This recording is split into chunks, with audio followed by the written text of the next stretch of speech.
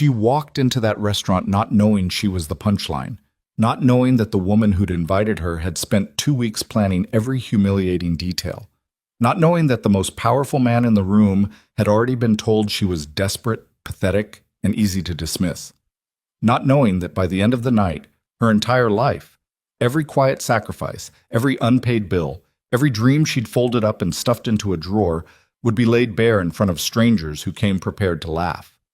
What nobody planned for was what actually happened. Drop a comment with the city you're watching from. I want to see how far this story travels. And if it moves you, stay until the end. This one's worth it. The dress didn't fit right.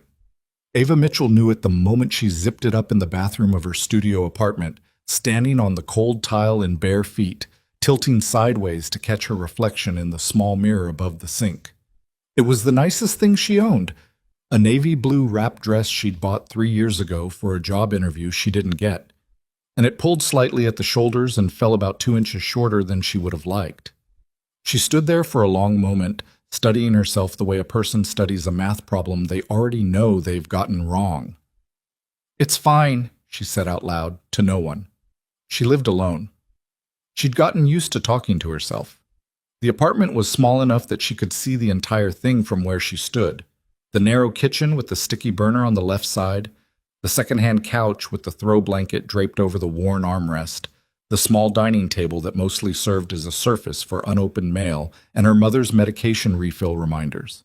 There was a framed photo on the windowsill, the glass slightly crooked in the frame. Ava and her mother, Margaret, at Margaret's last good birthday. That was 3 years ago, before the diagnosis, before the hospital bills started arriving in envelopes so thick they felt like punishment. Ava pulled the dress straight, ran her fingers through her hair.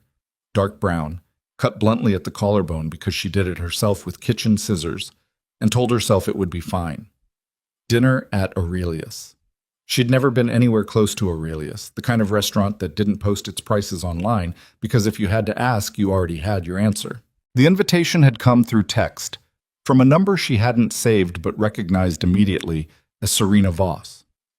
They'd gone to college together, briefly, in the 2 semesters Ava had managed to attend before the money ran out. Serena had been in 3 of her classes. They hadn't been friends, not exactly, but Serena had always been pleasant in the way that beautiful, wealthy people sometimes are. Vaguely warm, surface-level generous, the kind of person who smiled at you in the hallway but would have struggled to remember your last name. The text had read, "Ava, oh my God, it's been forever. I'm putting together a small dinner at Aurelius this Friday. Intimate, low-key, some interesting people. I thought of you, would love to catch up. My treat, obviously.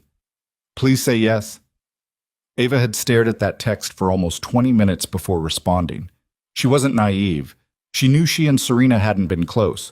But the "my treat" obviously had done something to her.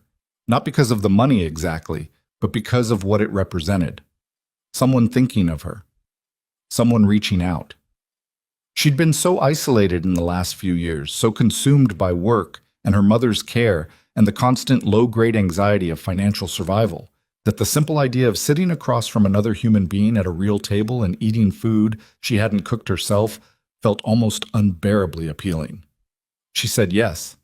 She took a double shift the following Tuesday to cover the Friday night she'd be missing, because even a free dinner meant lost tips, and lost tips meant another week before she could make the minimum payment on the hospital card. She arranged for her neighbor, Mrs. Pena, to check in on her mother. She dug the navy dress out from the back of the closet, and now she was standing in her bathroom, pulling at a hem that was 2 inches too short, telling herself it would be fine. The cab dropped her off at the wrong entrance. She realized this only after she'd already gotten out, and the cab had pulled away.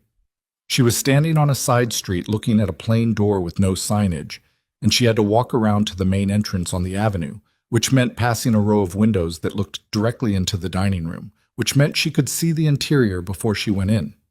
Aurelius was exactly what she'd expected, and nothing like what she'd prepared for. The lighting was amber and low, the kind that made everyone look like they were starring in their own movie. White tablecloths, flowers she didn't recognize, tall and architectural, in vases that probably cost more than her monthly rent. People in clothes that fit perfectly, laughing with the easy confidence of those who had never once had to decide between two bills and could only pay one. She pushed through the main door. The host looked up from the podium, a young man with a polished smile that he aimed at her like a spotlight. "Good evening. Do you have a reservation?" "I'm meeting someone." "Serena Voss?" Something shifted in his expression, so brief she almost missed it. "Of course, right this way." He led her through the dining room, and she was very aware of herself moving through it. The dress, the shoes that were her nicest, but had started to separate at the left sole, the small crossbody bag that was faux leather and looked it. She kept her chin up. She'd learned early that the only thing worse than looking out of place was looking like you knew you looked out of place. Serena's table was in the back, semi-private, tucked against a curved wall. There were 4 people already seated: Serena, 2 women Ava didn't recognize, and a man. The man was not what she expected. She wasn't sure what she had expected. She hadn't let herself think too much about the blind date aspect of the evening, which Serena had mentioned only in a follow-up text. Casually, like it was an afterthought. "Oh, I should mention, I'm also bringing a friend of mine. Single, smart, absolutely lovely. I thought you two might hit it off. Don't overthink it." She had absolutely overthought it. But the man at the table, he was sitting slightly apart from the rest of the group, not performing the conversation the way the others were. He had a glass of water in front of him instead of wine.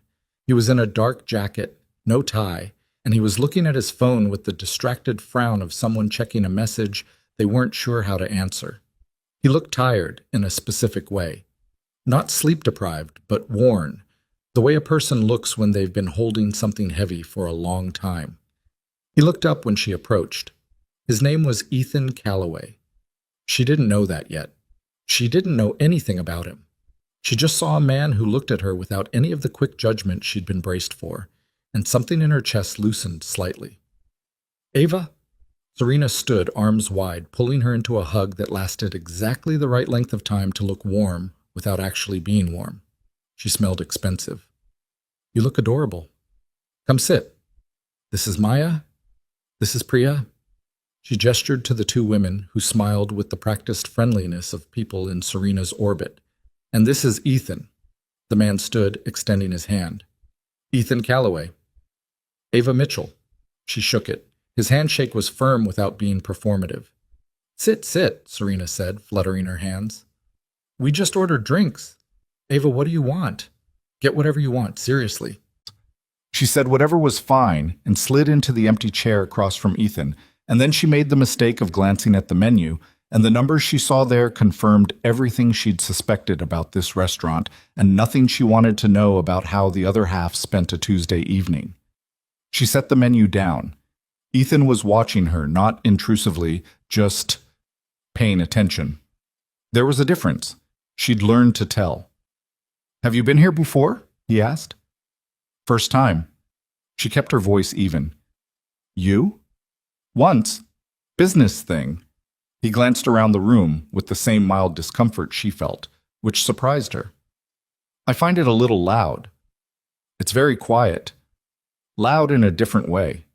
He looked at her again, and something in his expression said he thought she might understand what he meant. She did understand. She didn't say so. The dinner was supposed to be Serena's show. Ava understood this within about 15 minutes. The conversation moved the way Serena directed it, toward topics where she had strong opinions, away from anything uncomfortable. She talked about a recent trip to Lisbon, about a gallery opening she'd attended, about a mutual acquaintance's very public divorce with the tone of someone relaying news both tragic and inevitable. Maya and Priya responded at the right moments with the right expressions. They were good at it. They'd clearly done this before. Ethan participated the minimum amount required. He answered questions when directly addressed, asked follow-up questions that showed he'd been listening, but he never performed. He didn't seem to care about Lisbon or the gallery. He ate his food without commenting on it. Ava did the same, eating carefully, contributing when it would have been more conspicuous not to, mostly watching. Until Serena turned to her with that bright, studied smile and said, "Ava, tell Ethan what you do. It's so interesting." The way she said interesting had a weight to it. Ava looked at her. "I'm a waitress," she said, "at a diner on Clement Street." She's been doing it for years, Serena added cheerfully to the table. So hardworking. Honestly, I don't know how you do it. The hours, the physical toll. It's a job, Ava said. It pays the bills. Mostly. She didn't add the mostly. Of course it does. Serena touched her arm. I just mean, Ava is so much smarter than the job, Ethan. She was in my economics class. Brilliant. Life happened. Life happens to everyone, Ava said. Ethan looked at her again. What happened? She blinked. The question was direct without being rude, and it came from a place that seemed genuinely curious rather than pitying. My mother got sick. She said it simply. I had to stop school. She needed care, and the care needed money, so I went to work. That's the whole story. She expected him to nod sympathetically the way people did when they wanted to appear compassionate without having to actually engage. Instead, he said, How long ago? 7 years. She's doing better now? Better than she was, still not great. She paused. We manage. We, he said. She and I. He nodded slowly. That's a long time to be the one holding things together. Something in the way he said it, not with awe, not with pity, just as a plain observation, the way you'd say that's a long road to someone who'd just described a long drive, made her throat tighten unexpectedly. She picked up her water glass. What about you? She said. What do you do? She heard Serena make a small sound across the table, half laugh, half something else. But Ava kept her attention on Ethan. Technology, he said. That covers a lot of ground. I run a company. He said it the same way she'd said, I'm a waitress. Flat, factual, without inflation.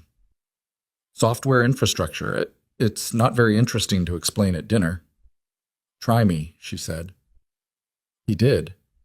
He was right that it wasn't inherently dinner table material, but he had a way of explaining things by stripping them down to what actually mattered about them, which meant she followed it without effort. She asked 2 questions, both of which he seemed slightly surprised by.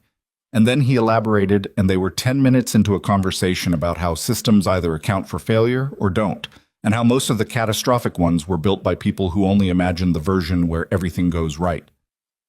Like people, Ava said. He paused. What do you mean? Most people only plan for the version where everything goes right. When it doesn't, they don't have any infrastructure for it. She set down her fork. Sorry, I'm taking your analogy too far. No, he said. That's exactly right. That's what I meant. Serena was saying something to Maya on the other side of the table. Priya was on her phone. For a moment it was just Ethan and Ava, the ambient noise of the restaurant around them like static, and she felt something she hadn't felt in a long time. The particular aliveness of being in a conversation where both people are actually present. The wine came. She had a single glass and nursed it. At some point, the table conversation opened back up, and Serena steered it toward relationships, which Ava recognized immediately as intentional. Serena had the skill of making a targeted question sound like casual curiosity. Ethan, we never hear about you dating anyone, she said, swirling her glass. Is it the schedule, or are you just impossibly picky? Neither, he said. Then what? He was quiet for a moment, and she could see him calculating whether to answer honestly or deflect. He chose honest, which told Ava something about him. I have a daughter. She's 6. I don't bring people into her life casually. It's not worth it if it's not real. That's very noble, Serena said, with a smile that had nothing noble in it. It's just common sense. He picked up his water glass. She's been through enough. Ava looked at him. Her mother? She passed away 5 years ago. The table went slightly quieter. Even Serena had the grace to let the moment sit. I'm sorry, Ava said. Thank you. He said it simply, without the performance of grief that some people put on when the subject came up, and without the brittleness of someone who hadn't processed it. He'd said it before. He'd learned how to say it and keep breathing. What's her name? Ava asked. Your daughter. Something changed in his face, the first genuinely unguarded expression she'd seen from him. Lily. That's a good name. She chose it herself. He almost smiled. Well, she can't pronounce it quite right yet. She says Lily with two L's, very emphatic, but we're working on it. Ava smiled before she could stop herself. She sounds great, she said. He paused, and in that pause she could see every complicated, overwhelming, exhausted, unconditional thing a parent feels distilled into half a second. Yeah, she's great. Look, Ava excused herself to the restroom somewhere in the third hour of dinner, and when she was washing her hands, she looked at her reflection in the mirror. Better lighting here, the full picture, and thought, something is happening that I didn't expect. She didn't know what to do with that. She was 30 years old and deeply practiced at not getting her hopes up, at preemptively protecting herself from the letdown. It was a survival skill, developed over years of working toward things that didn't work out. But there was something different about this evening, something that felt less like a setup and more like an accident, the kind of accident that leaves you rearranged. She was drying her hands when the door opened and Serena came in. So? Serena leaned against the counter, arms crossed, watching her with an expression Ava couldn't immediately categorize. What do you think of him? He seems like a good person, Ava said carefully. He's worth $2.7 billion. The number landed oddly, like something thrown at her face. I didn't ask. I know you didn't. Serena smiled. You were talking to him like he was a regular person. He is a regular person. Ava. Serena tilted her head. He owns Callaway Systems. He was on the cover of Forbes last year. He's not... She laughed softly. He's not your kind of regular. Ava looked at her. Is this the part where you tell me to know my place? Of course not. But the smile didn't change. I just want you to be realistic. You're a waitress with unfinished school and, I'm sorry, a very complicated home situation. He's been through enough. He doesn't need... I'm going to stop you there, Ava said quietly. I didn't come tonight looking for anything from him. I came tonight because you invited me to dinner. That's all. Right. Serena straightened. Of course, We should get back to the table, Ava said. She walked out first. No, she was not back at the table 30 seconds before she understood something had shifted. Maya and Priya had their phones out, angled slightly, filming or appearing to film. She couldn't be certain. Ethan was checking his watch with the distraction of a man who didn't know what he'd walked into. The ambient noise of the restaurant continued around them, but their corner of it had a different quality now, a kind of electric anticipatory stillness. Serena slid back into her chair across from Ava with a pleasant expression and picked up her wine. So Ava, she said pleasantly, tell us more about yourself. I feel like we've been so focused on Ethan. You don't need to do this, Ava said. Do what? Serena's eyes were bright. I'm just making conversation. You've been making conversation all evening. This is something different. Ethan glanced between them. She worked at the same diner for 6 years, Serena told him pleasantly. Same section, same uniform. I admire the loyalty, honestly. Some people just find their lane and stay in it. She laughed, a light social laugh, as if she'd said something charming. And it's not just the job. Ava's got real responsibilities at home, don't you? Her mother needs full-time care, very devoted, very... What's the word? Contained. Contained, Ava repeated. I just mean your world is very specific, very small. Serena said it with warm regret, like she was describing a charming but limited painting. And that's not a judgment. Some people's worlds are small. It's comfortable that way. The table was quiet. Ava said nothing. She was not going to give Serena the satisfaction of a reaction, and she was working very hard to keep the heat in her chest from reaching her face. She left school because she couldn't afford to stay, Serena continued, turning to Ethan now, including him in her narrative. Which is admirable, it really is, but I think it does limit, well, everything. Conversations you can have, people you can relate to, spaces you can genuinely inhabit. She looked around the restaurant meaningfully. This place, for instance. No offense, Ava. Saying no offense doesn't... I'm just being honest. Serena set down her wine glass. Ethan, you've built something extraordinary. You've earned the right to be in rooms with people who can match that. People who can contribute to your life at the level you're living it. I care about you enough to say that.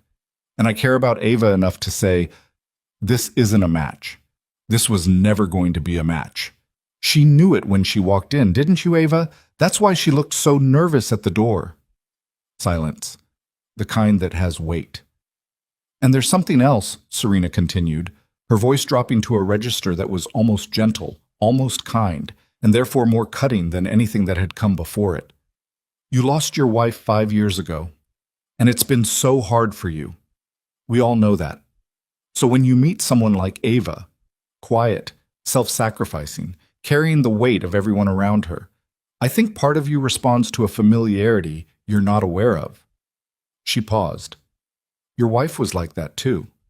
Wasn't she, Ethan? That same particular kind of goodness. Ethan's face went still. It was a specific kind of stillness, not the stillness of a person absorbing information, but the stillness that precedes something. And I just think, Serena said, that it wouldn't be fair to either of them if the only reason you were drawn to Ava is because she reminds you of someone you lost. Ava pushed her chair back, not dramatically. She did it the way a person does when they have decided something quietly and completely without theater. She picked up her crossbody bag. She kept her expression even. Thank you for dinner, she said, to the table and to no one in particular. Ava, Ethan said, I don't want to make anyone uncomfortable. Her voice was steady. She'd worked very hard on keeping her voice steady over the years. She had a lot of practice. I think Serena is probably right that this was... She stopped. She looked at him once, quickly, and it was a mistake because he was looking back at her with something she couldn't categorize and didn't want to try. It was nice to meet you. She walked out. She didn't run. She walked. Through the dining room, between the tables with their architectural flowers and their amber light, past the host with his polished smile, through the main door and out into the night air, which hit her face like cold water. She walked half a block and then she stopped, standing under a streetlight, and she pressed the back of her hand to her mouth and breathed. She was not going to cry on a public street in the navy dress that didn't fit right. She had cried in worse places. She was not going to do it here. Behind her, she heard the restaurant door open. She didn't turn around. She stood very still. Ava. His voice. She recognized it already, which was its own particular problem. She turned around slowly. Ethan Calloway was standing about 10 feet away, jacket on now, looking at her with the direct, uncomplicated gaze of a man who has decided something and isn't interested in negotiating it back. She was wrong, he said. You don't have to. I know I don't have to. He took a step forward, not closing the distance entirely, just reducing it. I want to, because what she said was wrong, and it was cruel, and I should have stopped her sooner, and I'm sorry I didn't. Ava looked at him. Is she? Wrong? About which part? About why you... She stopped. She started again. About your wife. He was quiet for a moment. The city moved around them. A taxi going by, someone laughing on a balcony somewhere above, the ambient, indifferent sound of a city that didn't know or care what was happening on this particular sidewalk. Rachel was kind, he said finally. She was, yes, she was one of the good ones. He said it the way you say something that still costs you something to say. But you're not Rachel. You're not similar to Rachel. What Serena said, that was a tactic, not an observation. She knew exactly what it would do to you. And what did it do to me? Made you think you should leave. Maybe I should. Maybe. He looked at her. Or maybe the most interesting conversation I've had in about 3 years happened at that table tonight, and I'd really rather not let Serena Voss be the reason it ends. Ava looked down at the pavement. Her left shoe was definitely separating at the sole. She could feel the slight give of it when she shifted her weight. I'm a waitress, she said. I'm 30 years old. I never finished my degree. I have $42,000 in medical debt. And my idea of a good Friday night is usually a bowl of soup and something on TV I've already seen. She looked back up at him. That's the real version. Not the cruel one she gave you, but the actual one. That's where I'm standing. He looked back at her without flinching. Okay. Okay? Yes. He said it simply. I'm a widower with a 6-year-old who won't sleep without a particular stuffed rabbit that I have to wash twice a week because she drags it everywhere. I haven't been on a date that felt like a date in 5 years. I work too much and I know it, and I don't know how to stop. And I genuinely can't remember the last time I told someone something true about myself at a dinner table. He paused. That's my actual version. The streetlight above them hummed faintly. She said this was her treat, Ava said after a moment. It is. I'll make sure of it. I'm not going back in there. God, no. He said it with such feeling that she almost laughed. Almost. I'm not going back in there either. I'll have them send the check out. He glanced back at the restaurant, then at her. There's a coffee place 2 blocks up. I've been in there before. It's nothing like... He gestured vaguely at Aurelius. That. It's actually kind of a mess, but the coffee is good. She looked at him for a long moment. The navy dress pulled at the shoulders. Her left shoe had a soul situation. She had a mother at home with a checklist of medications and a neighbor named Mrs. Pena who charged her slightly too much but was reliable. She had a shift at 6 a.m. on Saturday.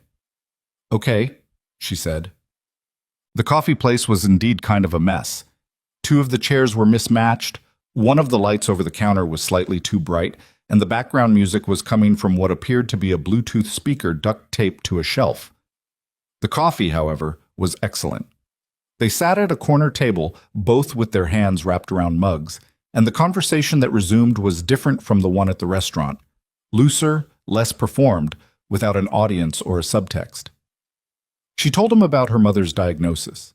The specific, grinding, daily reality of it, not the sanitized version people wanted to hear where struggle is noble and linear and moves toward resolution, but the actual version, where some weeks were okay and some weeks she sat in the hospital parking lot for 15 minutes before going in because she needed to prepare herself, and where the medical debt was not an abstraction but a physical presence in her life, a number she woke up thinking about. He listened. He didn't say "I'm so sorry" over and over. He said it once and meant it, and then he asked questions, and the questions were the kind that showed he was trying to actually understand rather than to perform understanding, which was rarer than it should have been. She asked about Lily. He talked about her differently than he talked about everything else, with less control, less careful management of what he was revealing. He talked about the morning after Lily's first day of kindergarten, when she came home and said her teacher had read them a story about a family with 2 parents, and Lily had sat next to her teacher afterward and explained, very matter-of-factly, that her family had 1 parent and 1 dad who was sometimes 2 parents, but not always, and the teacher had apparently held it together in the room and then called Ethan that evening and been unable to get through the call without crying. She wasn't asking for sympathy, he said. She was just... He shook his head. She was just describing the world as she understands it. Kids do that. They tell you the truth of their lives without deciding first whether it's sad or not. She sounds like a remarkable kid. She's...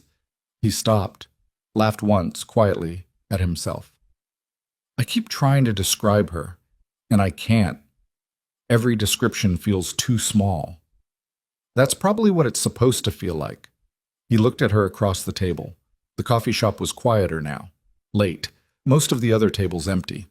The duct-taped Bluetooth speaker was playing something low and unhurried. Can I ask you something? He said. You can ask. When you walked out tonight, before I came after you. He paused.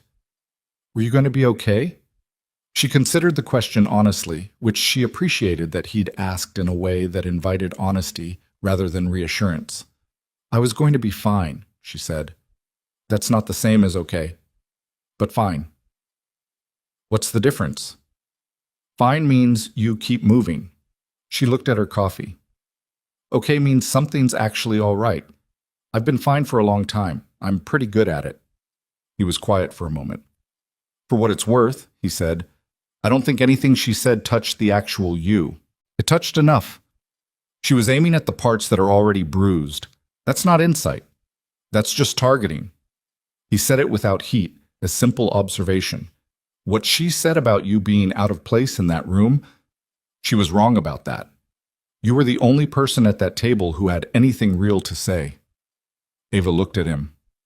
You're being very kind. I'm being accurate. He said it flatly, without sentiment. There's a difference. She smiled at that, a real one, small and involuntary, the kind she couldn't have pre-planned if she tried. "I should get home," she said. "I have a 6 a.m. shift." She blinked. "You mentioned it earlier," he said, "before dinner, when Serena asked why you couldn't stay for drinks after." She had mentioned it. She hadn't thought he was listening to that part of the conversation. "You pay attention," she said. "Occupational hazard." He stood when she stood and helped her into her coat. Not in a performative way, just practically, holding it while she put her arms through. And she couldn't remember the last time someone had done that. She wasn't sure anyone had, actually, not since her father, years ago. They walked out into the night together. At the corner where her cab would come, they stood facing each other, and the city did its indifferent city thing around them, and neither of them said anything for a moment that stretched long enough to mean something. "I don't usually give out my number," she said. "I want to be upfront about that." "That's fair. But I'm going to give you mine." She held his gaze. "Not because of tonight exactly, just because—" She paused, searching for the right words and not finding them. The conversation was real. That's not very common. "No," he said. "It's not." She recited her number. He put it in his phone without making a thing of it. "Good night, Ava Mitchell," he said. "Good night, Ethan Calloway." She got into the cab. She didn't look back. She wasn't built for looking back, generally.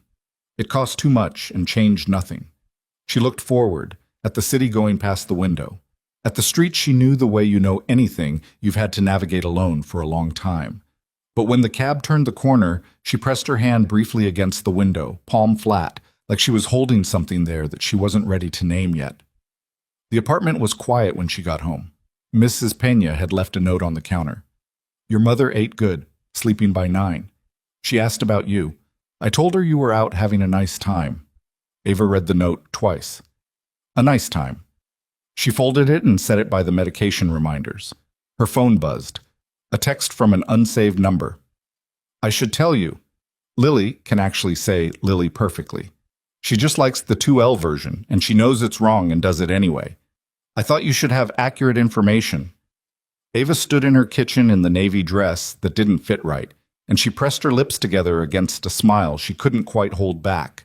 And outside the window, the city continued on, indifferent as ever, knowing nothing about what had started tonight on a sidewalk under a streetlight, with cold air and an honest answer and a left shoe that was coming apart at the sole.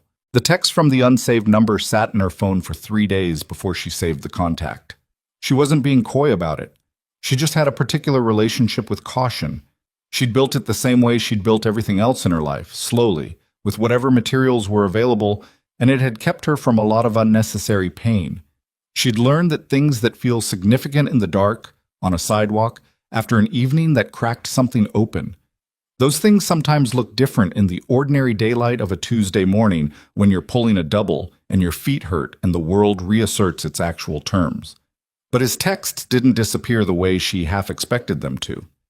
They kept coming at irregular intervals in a way that suggested he wasn't consulting a strategy, just writing when he had something to say. The second one arrived Thursday morning while she was on her break, sitting on an overturned milk crate behind the diner with a cup of coffee she'd poured herself. "Lily has decided that macaroni is no longer acceptable if it's not shaped like stars. I'm genuinely unsure how to handle this." She typed back, "Cave immediately. She's 6 and she knows what she wants. That's a skill." His response came fast. "You're not helping. I'm helping her." Then from him, "Fair." That was how it started. Not with grand declarations or carefully constructed impressions, but with star-shaped macaroni and a child who knew her own mind, and 2 people who were both, in their separate ways, more comfortable telling the truth than telling a good story about themselves. She didn't tell her mother right away. Margaret Mitchell had opinions. She had always had opinions. Even before the illness, she'd been a woman who formed views quickly and held them firmly, who could read a situation with the accuracy of someone who'd lived long enough to recognize patterns. The illness had not changed that. If anything, it had concentrated her, the way sickness sometimes does, burning away whatever was peripheral and leaving behind the essential parts. "You seem different," her mother said on Saturday morning, from the armchair by the window that had become her primary territory in the apartment. She was wrapped in a blanket Ava had knitted badly during a period when she'd thought knitting would be calming, which it had not been, but Margaret had kept it anyway. "I'm not different," Ava said from the kitchen. "You're quieter." "I'm always quiet in the morning." "You're a different kind of quiet." A pause. Something happened. Ava brought her mother's tea over and set it on the small table beside the chair. Margaret looked up at her with sharp, dark eyes that hadn't dimmed with the rest of her. "I went to dinner Friday," Ava said, "with an old classmate." "Which classmate?" "Serena Voss." Her mother made a short sound that communicated everything she'd ever thought about Serena Voss, whom she'd met exactly once, briefly, years ago. And it was an interesting evening. Ava sat on the couch across from her. There was someone there, a man. Her mother waited. She was good at waiting. "We talked," Ava said. "We ended up at a coffee place afterward. It was—" She stopped. "It was a real conversation, that's all." "That's not all," her mother said. "Or you wouldn't be sitting there looking like you're trying to talk yourself out of something." Ava looked at her. "He has money." "How much money?" "A significant amount." "How significant?" "Mom." "I'm asking a practical question." Margaret wrapped both hands around her tea mug. "Because your face says you like him, and your voice says you're scared, and the money thing is the reason you've decided you should be scared, which means you've already done the math on every reason it couldn't work." She took a slow sip of tea. "How long has he had money?" "He built it himself, tech company." Ava paused. "He's a widower. He has a daughter. She's 6. Her mother was quiet for a moment, looking at something outside the window. "He lost his wife?" 5 years ago. That's a particular kind of lonely." "I know. Not the same as other kinds." Margaret turned back to her daughter. "Your father left. That's different. When they're taken from you, that stays in a different place." Ava didn't say anything. She watched her mother's profile and thought, not for the first time, about how many things her mother understood that she'd arrived at alone, without anyone to explain them to her. "Do you want to talk yourself out of it?" Margaret asked. "I don't know yet." "Then don't. Not yet." She set her mug down with the particular deliberateness of someone managing limited energy carefully. "Make the decision you're afraid to make and see what happens. You've been afraid of the wrong things for years, Ava. You're afraid of wanting something that might not work out, but you're not afraid of things that are already hard." She looked at her daughter steadily. "The hard things you just do." Ethan called the following Tuesday. Not a text, a call, which felt slightly formal by the standards of how they'd been communicating, and made her heart do something annoying when his name appeared on her screen. She was in the parking lot of the pharmacy, having just picked up 3 prescriptions with a card she'd had to check the balance on twice before going in. "I wanted to ask you something," he said after the initial exchange. "In person is probably better, but I didn't want to show up somewhere without warning." "That's considerate of you." "I'm occasionally considered." A brief pause. "I'd like to take you to dinner, a real one, this time. Something I actually chose, not—" She could hear him move slightly. The sound of someone standing up from a chair. Not a setup. "Where?" "There's a Thai place on Judah I've been going to for 4 years. It has plastic chairs, and they get your order wrong about 30% of the time, and everything they make is excellent." He paused. "Saturday?" She almost said no. She could feel herself starting to say no, feel the practiced, protective reflex of it, the way she always reached for a reason to step back from anything that asked too much of her. She'd gotten good at that. It was safe, and it cost her things she hadn't always admitted it was costing her. "Saturday," she said instead. The Thai place was exactly as described. Small, busy, the kind of neighborhood spot that survived entirely on the loyalty of regulars and the quality of the food rather than any aesthetic consideration. The plastic chairs were red, the menu was laminated, and had clearly been updated over time with handwritten additions in 3 different inks. They got her order wrong in a way that turned out to be an improvement. They talked for 2.5 hours. She found out that he'd grown up in Pittsburgh, in a house small enough that privacy was a concept rather than a reality. His mother had worked 2 jobs through most of his childhood, a fact he shared without commentary, but she heard what was underneath it.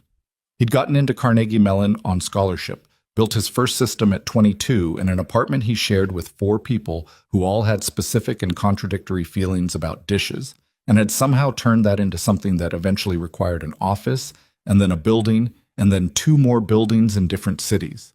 She found out he still felt slightly fraudulent at certain kinds of tables, that he preferred breakfast food to dinner food on most days, that he read history books for pleasure, specifically about engineering disasters, bridges that fell, dams that failed, which fit entirely with the conversation they'd had at Aurelius about systems and failure and the people who only plan for things going right. "It's not morbid," he said when she looked at him. "It's just honest. Everything falls apart eventually. The interesting question is why. Most people prefer to look at things that succeeded. Most people are trying to feel better about the future."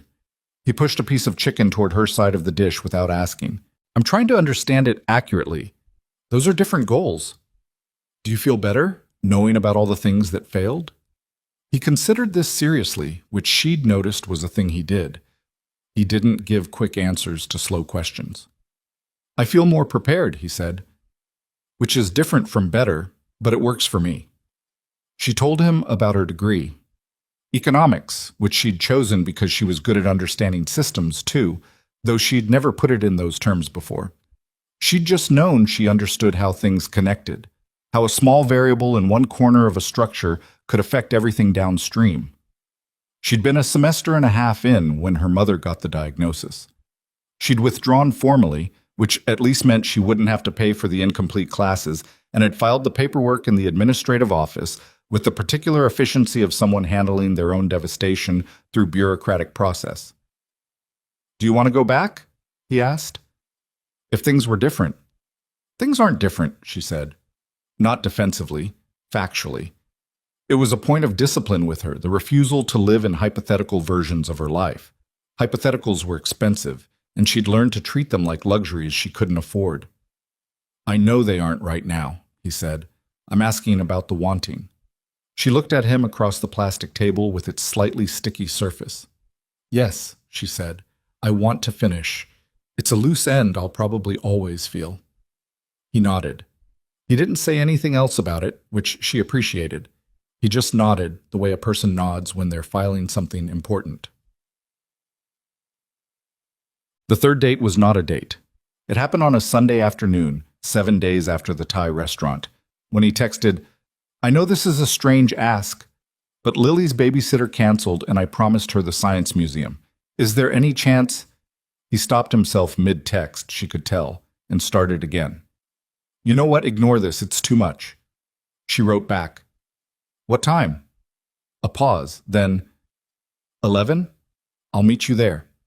She arrived at the museum entrance at 11:02, mildly out of breath from the bus, to find Ethan standing next to a small person in a yellow raincoat. The sky was doing its coastal thing, the particular gray that could mean drizzle or nothing, who had one hand holding her father's and the other hand pressed flat against the museum's exterior wall for reasons unclear. Ava stopped a few feet away. She had thought about this. She'd thought about it on the bus, and before that while she was getting ready, and before that while she was lying in bed the previous night telling herself to stop thinking about it. She was good with children in theory.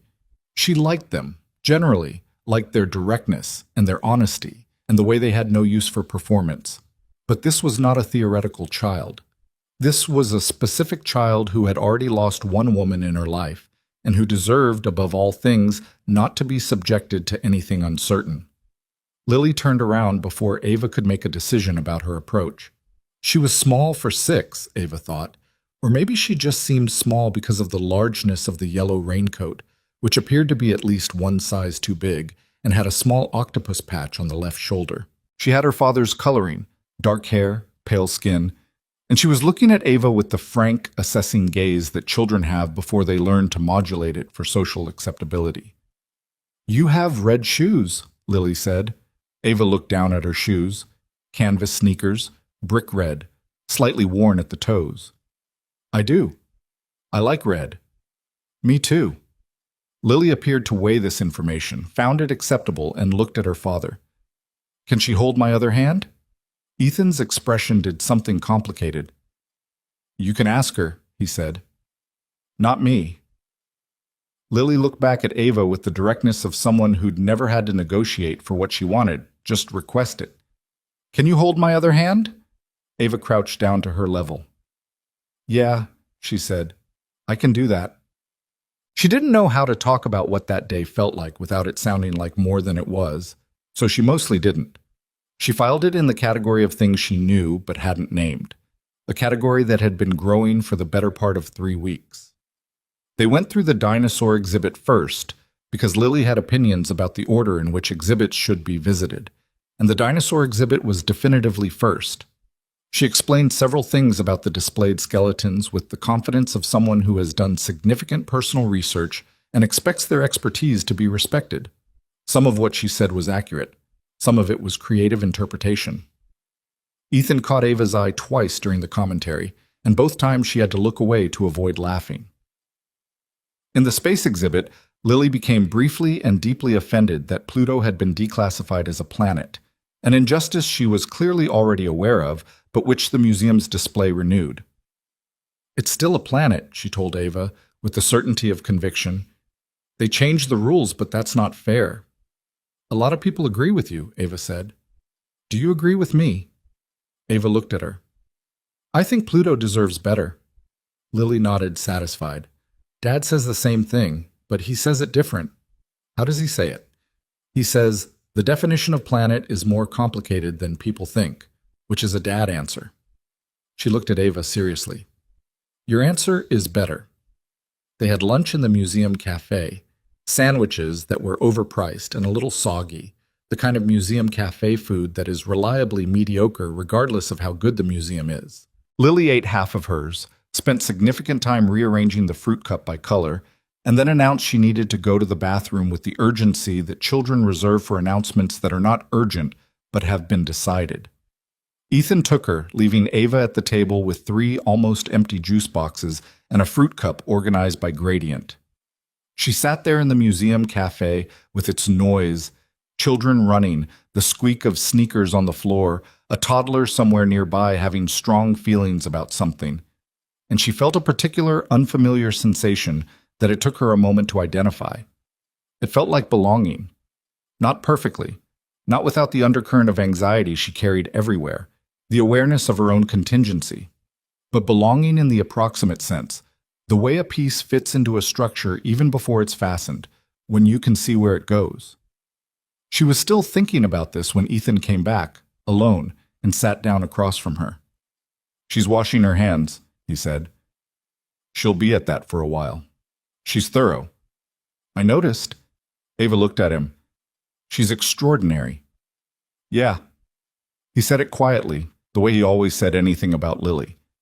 Without room for argument, but also without showing off, just as a fact he lived with every day and hadn't gotten used to. Ethan. She said his name and then wasn't sure what she'd intended to follow it with. He looked at her, patient. I need to say something, she said, and I want to say it clearly so there's no... She paused. I'm not in a position to offer anyone an easy situation. I have debt. I have my mother's care. I have a job that doesn't leave a lot of room.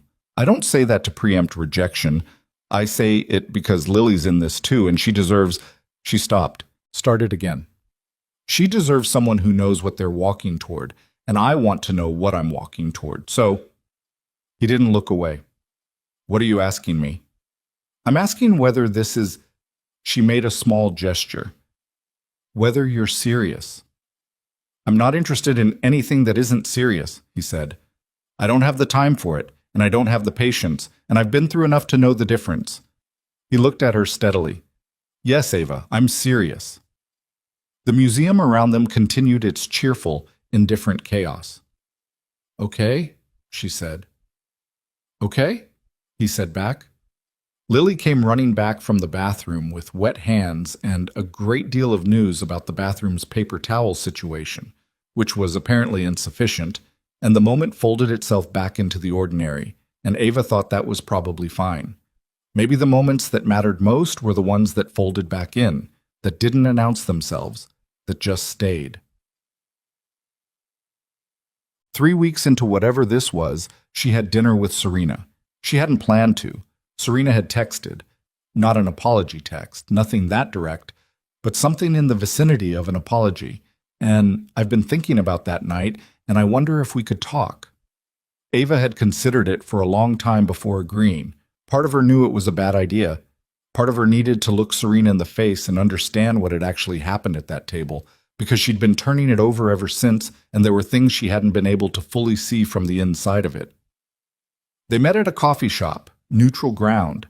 Serena looked polished, as always, perfectly assembled in a way that Ava had once found slightly intimidating and now just found slightly sad, like armor that never comes off.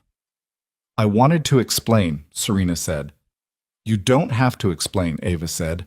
I'd rather you just be honest. Serena wrapped her hands around her cup. I've known Ethan for 3 years, she said. Business through a mutual contact. I thought I understood what he needed. I thought I was helping him by finding someone appropriate. You set it up as a prank. Serena looked down. I set it up wrong. I thought you'd be... She stopped. I thought you'd be easily managed, that the contrast would be obvious and you'd understand quickly that you were out of your depth and go home, and that would be the end of it. She said it without flinching, which was at least honest. I didn't expect him to. I didn't expect it to go the way it went. You didn't expect him to talk to me like a person. I didn't expect you to be... Serena searched for the word. Formidable. You're quiet in a way that reads as shy, but you're not shy, are you? No. No. She looked at Ava with something that might have been genuine recognition. I owe you an apology. What I said at that table, about his wife, about you being small and contained, that was cruel. I knew it would land and I said it anyway. Ava held her gaze. Why? A long pause. Because I've spent 3 years hoping Ethan would notice me, Serena said, and he never did. And the first woman who made him actually light up was you. She said the last word with something she couldn't quite hide, a splinter of something raw. I don't expect you to forgive it. I just wanted you to understand it. Ava was quiet for a moment. She looked at the coffee in front of her, thought about what her mother would say, thought about what she herself had learned about holding anger and what it cost. I don't think we're going to be friends, she said finally. No, Serena said. Probably not. But I'm not going to carry what happened, Ava said. Not for your sake, for mine. I don't have room. She picked up her coffee. I hope you find what you're looking for, Serena. I mean that. Serena didn't say anything, but something in her expression shifted, very slightly, into something that looked less like a person in armor and more like a person. The call from the hospital came on a Thursday. Not the worst kind of call, not the catastrophic kind she'd spent 5 years bracing for, the one that would mean the end of something she wasn't ready to end. But bad enough. Her mother had had a fall in the bathroom that morning, caught herself, hadn't been seriously hurt, but the doctor wanted her in for a full evaluation, wanted to adjust the medication for her blood pressure, wanted to talk about what the next level of care might look like. Ava was in the middle of a lunch rush. She finished her section's tables, told her manager she had a family emergency, took off her apron, and was at the hospital within 40 minutes. Margaret was sitting up in the hospital bed looking annoyed, which Ava recognized as a good sign. Annoyance required energy, and energy meant she wasn't as bad as the call had made it sound. She had a bandage on her left forearm where she'd braced against the edge of the sink. I'm fine, she said before Ava got through the door. You fell. I caught myself. On the sink. With my arm, not my head. She gestured at her bandage. This is dramatic. Ava set her bag down, sat in the chair beside the bed, and let herself breathe. The adrenaline of the last 40 minutes was still working its way through her system, and she needed a moment to let it settle. You should have called me immediately, she said. Mrs. Pena called the hospital, and then I told her to call you, and by the time she did, they were already making it into a whole thing. Her mother looked at her steadily. I am fine. I know. Ava pressed the heel of her hand briefly to her forehead. I know, I know what you just, her mother said, more gently. They sat in the hospital room with its particular sound, the low hum of equipment, footsteps in the hallway, a cart going by, and Ava thought about numbers. The evaluation would cost something. The medication adjustment would cost something. If her mother needed more structured care, that cost would be a number she didn't currently know how to arrive at. And not knowing made it worse because her mind kept reaching for the figure and finding nothing to hold. Her phone buzzed. She looked at it. Ethan. How are you? Just that. She looked at the message for a moment. She hadn't told him about the call. It had only been 2 hours. She wasn't sure how he knew something was wrong, except that they'd been talking every day, and he'd apparently developed a sense for the gaps. She typed, "At the hospital. My mom fell. She's okay. It's a lot. 3 dots. Then, do you want company or do you want space?" She looked at her mother, who had closed her eyes but was not asleep, her breathing slow and even, the familiar lines of her face softened. Ava thought about what she usually said in these situations, what she'd always said. "I'm fine, I'll manage, don't worry about it." She thought about how long she'd said it, and what it had cost her to keep saying it. She wrote, "Company, if you can, I can, give me an hour." He came with coffee, not from the hospital cafeteria, from the place on Judah, which was 20 minutes in the wrong direction and completely unnecessary, which was exactly why she noticed it. He came into the room quietly, handed her a cup, shook her mother's hand with a naturalness that she wouldn't have predicted, and sat in the second chair with the ease of someone who wasn't trying to take up space he hadn't earned. Margaret looked at him with her sharp eyes for about 30 seconds and then said, "You're Ethan." "I am," he said. "She told me about you." A pause. "Not much, but some." "That seems about right," he said, and her mother laughed. A small, real laugh, the kind that required no performance. Ava sat between them and felt something shift in the configuration of the room, the way a room shifts when something that was missing arrives without announcement. She didn't say anything about it. She just sat with her coffee and let the shift be what it was, and outside the window the city moved in its usual way, indifferent and continuous, knowing nothing about the woman in the hospital bed or the debt on the card, or the man in the second chair, or the way all of it was slowly, imperfectly, without anyone planning for it, beginning to arrange itself into something that looked like it might hold. Her mother, before she drifted fully into sleep, opened her eyes once more and looked at Ava. Just looked at her. The way she had when Ava was small, before anything was hard, before the losses. The way that said, "I see you, and you're enough, and I'm paying attention." Ava held her gaze until her mother's eyes closed again. Across the room, Ethan was reading something on his phone, giving them that, not intruding. He had, she was beginning to understand, a very specific competence at knowing when presence was enough and words were extra. She thought about his question at the Thai restaurant. "Do you want to go back?" If things were different, she'd answered about the degree. She'd said, "Yes, I want to finish. It's a loose end." But sitting here in the hospital room with its humming equipment and her mother's slow breathing and a cup of coffee that someone had driven 20 minutes out of their way to bring her, she thought the wanting was bigger than that. The wanting was for all of it. The degree, yes, but also the version of her life where she didn't have to preemptively shrink everything, where she could let things be as large as they actually were without bracing for the collapse. She was 30 years old. She was tired in ways she'd never admitted out loud, and something in the last 3 weeks had made the tiredness visible in a new way. Not heavier exactly, but more defined, the way something becomes clearer when you finally stand close enough to it. She was going to have to make some decisions. Not tonight. Tonight she was going to sit in this room with her coffee and her mother's breathing and the man across the room who had come without being asked and without making it about himself, and she was going to let that be enough. But soon. The decisions were coming, and for the first time in a long time, she wasn't entirely sure they were going to be as hard as she'd always told herself they would be. The decisions came faster than she'd expected. Not because circumstances forced them, or not only because of that, but because something had shifted in the hospital room that night. Something quiet and irreversible, the way a door swings past a certain point, and the mechanism changes and it won't close the same way again. She'd let someone come. She'd asked for company instead of saying she was fine.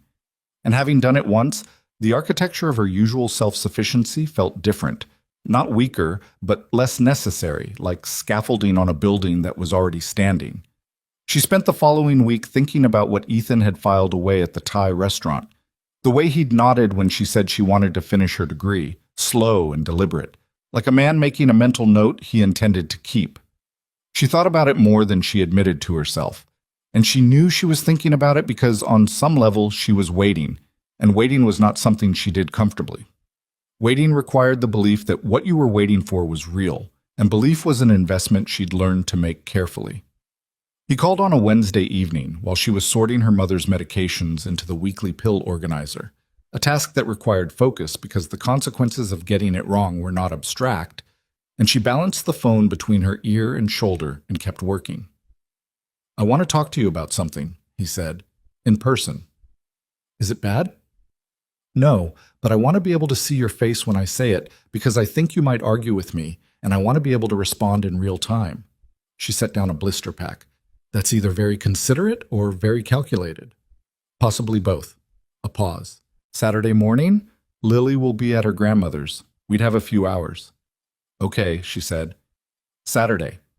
She finished the pill organizer and sat at the kitchen table for a while after, not doing anything. Just sitting with the particular restlessness of knowing something is coming and not knowing its exact shape. He took her to the park on Saturday. Not a destination, just the park 4 blocks from his building. The one with the old eucalyptus trees that dropped their bark in long strips and smelled sharp and clean when it rained. They walked without direction, and he talked, which was unusual enough that she gave him the full space of it without interrupting. He told her he'd been thinking about the degree since the Thai restaurant. He told her that Callaway Systems had an education assistance program. It had existed for 3 years, underutilized, because most of the people who worked for him were already overeducated by any reasonable standard. He told her he had an opening in the accounting department, entry level, but with room. Real room, not the performative kind, because the woman who ran the department, a precise and demanding person named Carol Huang, had mentioned twice in the last quarter that she was stretched and needed someone with aptitude and the willingness to learn the specific way Carol did things, which was not everyone's willingness. He said all of this facing forward, walking, which she understood was deliberate. He was giving her the information without the pressure of eye contact, letting her receive it without having to manage her reaction at the same time. When he finished, she was quiet for a moment. "I want to be clear about something," she said. "I know what you're going to say." "Then let me say it anyway." She stopped walking. He stopped too, turning to face her, and she looked at him directly. "I'm not interested in being a project. I'm not interested in charity that comes with a relationship attached to it, or a relationship that's complicated by charity.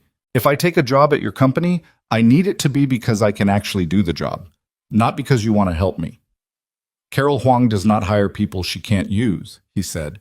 "If that's a concern, I'd like to introduce you to Carol and let her determine whether you're useful to her. Because I genuinely don't know. I know you're intelligent, and I know you understand systems, and I know you can read a balance sheet. You mentioned that once at the coffee place, in passing. I don't know if you can do what Carol needs. That's what the interview is for." She looked at him. "You're not going to tell her to hire me?" "I was going to tell her that I'd like her to interview someone, and that I'd appreciate it if she gave the application a fair look." He met her gaze. "I would do that for anyone I thought had potential. I've done it before for people I've never had dinner with." "That's a very careful answer." "It's an accurate one." He held her gaze without wavering. "Ava, I'm not trying to fix your life. I'm trying to offer you an opening that exists and that you'd have to earn. Those are different things. I need you to let them be different things." She looked away, at the eucalyptus trees with their peeling bark, at the dry ground under them.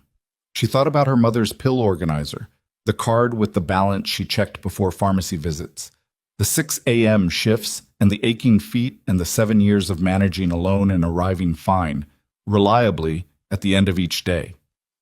She thought about the door that had swung past a certain point. "When can I meet Carol?" she said. Something in his posture released. Not dramatically, just the small adjustment of a person who'd been holding something carefully and could now set it down. "I'll reach out to her Monday." "And I need to be clear with Carol," Ava said. "All of it." Where I am with the degree, where I am with my mother's situation, what I can and can't commit to. I'm not going in there pretending to be something I'm not. Carol would see through it in about 4 minutes anyway, he said. She's been in accounting for 22 years. She has a very low tolerance for performance. Good, Ava exhaled. Then we'll get along. Carol Huang was 51 years old, had the posture of someone who'd decided decades ago that slouching was a waste of structural integrity, and conducted the interview in a conference room with a view of the bay that Ava refused to be distracted by. She had a legal pad in front of her, a pen she held like a tool rather than a prop, and the evaluative gaze of a person who had interviewed a very large number of people and developed reliable instincts about which ones were worth her time. She asked Ava about her coursework with the specificity of someone who'd reviewed the transcript already. She asked about the year and a half Ava had completed, the grades, the specific classes, what she'd understood and what she'd found difficult. She did not offer sympathy about the circumstances of Ava leaving. She treated the incomplete degree as a data point rather than a story, which Ava found immediately clarifying. Then she gave Ava a problem. It was a practical one, a simplified version of a real reconciliation issue the department had dealt with the previous year. Numbers changed, spread across 2 pages. She gave Ava a pencil and 20 minutes and left the room. Ava sat alone in the conference room with the bay view. She was still refusing to be distracted by and worked the problem from the beginning, methodically, the way she'd been taught and the way she'd reinforced through years of managing her own household finances with the precision of someone for whom margin of error was not a concept but a catastrophe. She found the discrepancy in 14 minutes. She spent the remaining 6 checking her work and then checking it again. Carol came back, looked at the pages, looked at what Ava had written, and said nothing for a moment. You approached it from the liability side first, she said. The asset side had too many variables at entry. The liability side was more constrained. Most people go asset side first. I know, it's usually faster that way, but not with this structure. Carol looked at her for another moment. You'd be entry level. The work is not exciting. You would do a lot of things that feel beneath your capability because building the foundation is not optional in this department. Do you understand what I mean by that? I've been a waitress for 6 years, Ava said. I understand that the work that keeps things running is not the same as the work that gets noticed. Something shifted in Carol's expression. Very small, very precise. Approval, possibly, of the practical variety. The education program covers 60% of tuition, Carol said. The remaining 40% is income adjusted for qualifying employees. Given your income level, which I have reviewed because Mr. Calloway provided context that was relevant to the position, you would likely qualify for full coverage. She said this the way she said everything, as fact, without sentiment. The expectation is that you maintain a B average or above. If you fall below that, the program pauses. Not cancels, pauses. You'd have 1 semester to recover the standing. I won't fall below it. I appreciate the confidence. I'll evaluate the reality. Carol set the pages down. I'd like to offer you a probationary position. 3 months. At the end of 3 months, we reassess. If it's working, and working means my assessment, not yours, we move to permanent. When would you need an answer? I'd like one before you leave this building. Ava looked at the bay through the window, really looked at it for the first time, the flat gray blue of it in the morning light, the container ships in the distance moving with the slowness of things that were larger than they appeared. She thought about all the reasons to say no. They were real reasons, not invented ones. The risk of it not working, the exposure of being in a space where she was the least qualified person in the room, the strange, uncomfortable position of working for a company owned by a man she was involved with, the thing that would require navigating carefully and honestly, and probably imperfectly. She thought about what her mother had said, the hard things you just do. Yes, she said. I'll take it. Carol nodded, already reaching for her legal pad. I'll have HR reach out by end of day. Cool. She told Ethan that evening over the phone because she wanted to say it before she lost the nerve to say it plainly. Carol offered me the position. A pause. And? I said yes. She was standing at the window of her apartment, looking at the street below, the ordinary Saturday evening of it. I want to say something about it. Okay? If this goes wrong, the job, if it doesn't work out, I need it to not affect the other thing, the US thing. She said it carefully because she'd been thinking about how to say it for hours. And if the US thing goes wrong, I need the job to be separate. I need those to be two separate tracks that I can assess separately and make decisions about separately. Can we agree to that? He was quiet for a moment. You've thought about this a lot. I've thought about it since Wednesday. The answer is yes, he said. I'd want the same thing. My company shouldn't be a lever in our relationship, and our relationship shouldn't be a lever in my company. A pause. Carol wouldn't allow the latter anyway. She's told me directly more than once that my personal life is not her department's concern. I like Carol. Everyone respects Carol. Liking is rarer. She could hear something in his voice. Not quite a smile, but the shape of one. Are you okay? I'm terrified, she said. But yes. Those can both be true. I know, she exhaled. I know they can. She gave her notice at the diner the following Monday. Her manager, a thick-shouldered man named Danny, who'd been running the place for 11 years and had the permanent mild exhaustion of someone who'd seen everything, took the news with a nod and said he wasn't surprised. She asked why. He said she'd always had the look of someone who was somewhere temporarily, even when she was being absolutely reliable, and that those two things weren't contradictory, they were just how some people were built. She worked 2 more weeks. Her last shift was a Sunday, the lunch rush, and her regulars, the ones who came every week, who knew her order preferences and whose coffee she knew without being told, were kind in the specific, understated way of people who expressed feeling through small actions rather than declarations. One of them left a tip that was twice what the bill had been and a note on a napkin that said, "Good luck, kid, you earned it," which she folded and put in her bag and did not look at again until she was on the bus home because she was not going to cry on her last shift. She cried on the bus, briefly, the way you cry when something is actually over. Not with grief exactly, but with the particular emotion of a chapter closing, the weight of all the days that chapter contained. Her first week at Callaway Systems was the hardest week she'd had in years, and she'd had some very hard weeks. The work itself she could manage. Carol had not been wrong that it was foundational and repetitive. She spent the first 3 days doing data reconciliation work that a person with a full accounting degree and 2 years of experience would have found tedious beyond measure.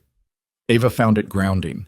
The numbers behaved according to rules she understood, and when they didn't behave, there was a reason, and finding the reason was satisfying in the specific way that solving things is satisfying when you've spent years in a job where nothing is solved, only managed.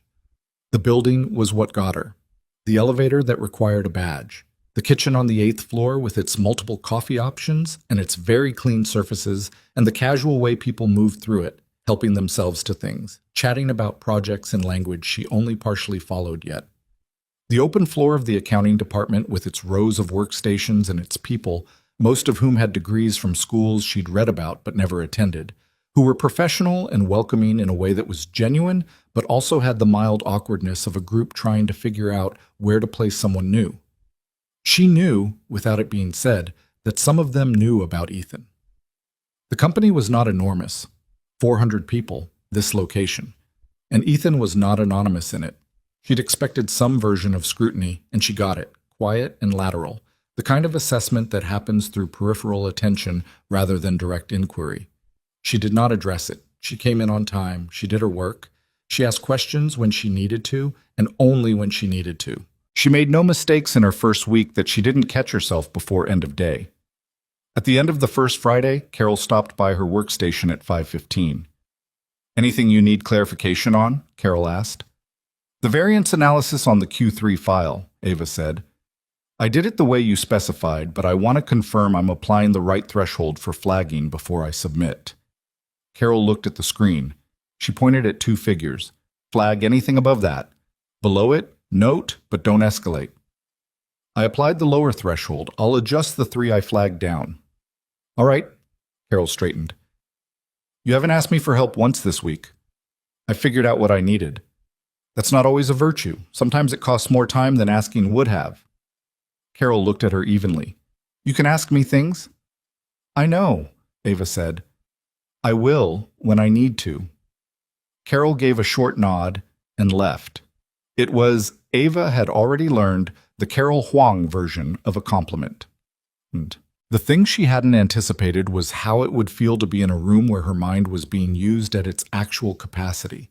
Not that the diner had been mindless, managing multiple tables in a rush, tracking orders, reading the timing of a kitchen, reading the moods of customers who needed different handling. That was its own intelligence, spatial and social and fast. But it was intelligence that operated in service of getting through the shift. There was no accumulation to it, no building. Each day reset. The accounting work built. She could feel it building, feel the understanding of the company's financial structure assembling itself in her mind the way a map assembles when you've been in a city long enough. She started to see the connections between things. How a delay in one department showed up as a variance 3 months later, how a particular category of expense was being classified in a way that was technically correct, but potentially misleading. She didn't say anything about the latter yet. She was too new, but she filed it. She was also exhausted in a new way. She was taking 2 evening classes through the university's extension program, which the company's education benefit covered. And those classes met 3 nights a week and required work on the weekends. And on top of the job and her mother's care and the ordinary administration of her life, there were weeks where she came home and sat on the couch and simply could not move for 20 minutes. Not because she was sad, just because the tank was genuinely empty and needed a moment before it could be refilled. Ethan noticed because he noticed things.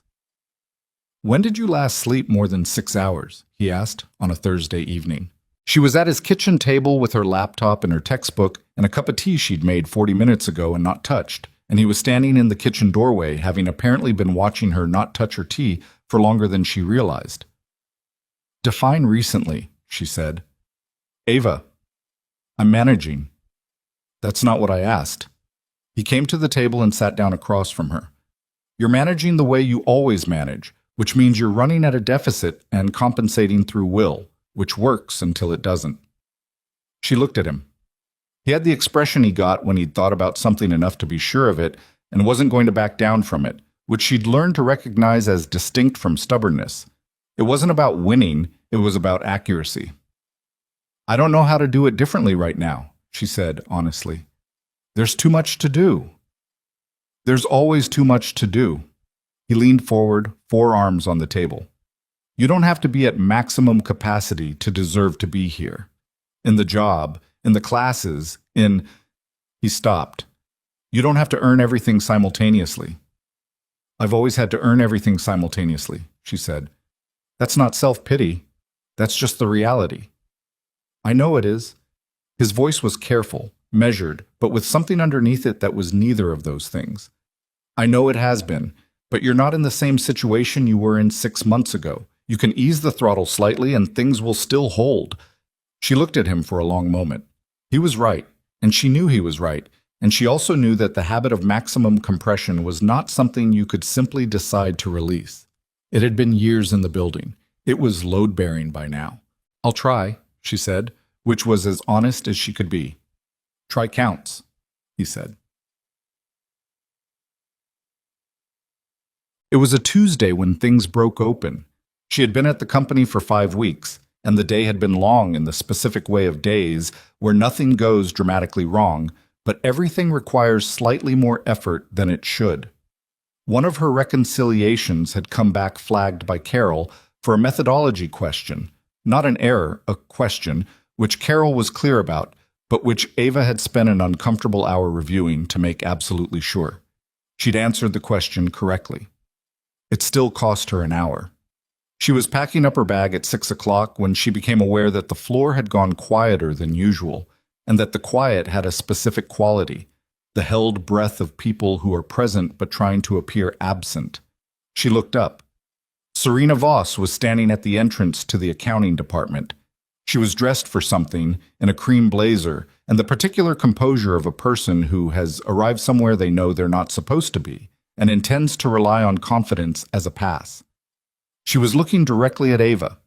Ava felt the exact moment her entire nervous system recalibrated. She did not let it show. She set her bag down, straightened, and waited. Serena walked over with the unhurried steps of someone performing control. She stopped at the edge of Ava's workstation. "I heard you got a job," she said. Her voice was pleasant. The pleasantness had teeth. "I did," Ava said. "Here." Serena looked around the department with an expression that managed to be both light and cutting. "Of all places." "It's a good department." Ava kept her voice even. She was aware of the peripheral attention on them, the way a floor of people pretending not to listen could generate a specific kind of pressure. "Was there something you needed, Serena?" "I'm in the building for a meeting," Serena said. "I thought I'd stop by and say hello." She smiled. "See how things were settling." "Things are settling fine." "Good." A pause performed. "I'm sure everyone here is very welcoming. I imagine Ethan made sure of that." There it was.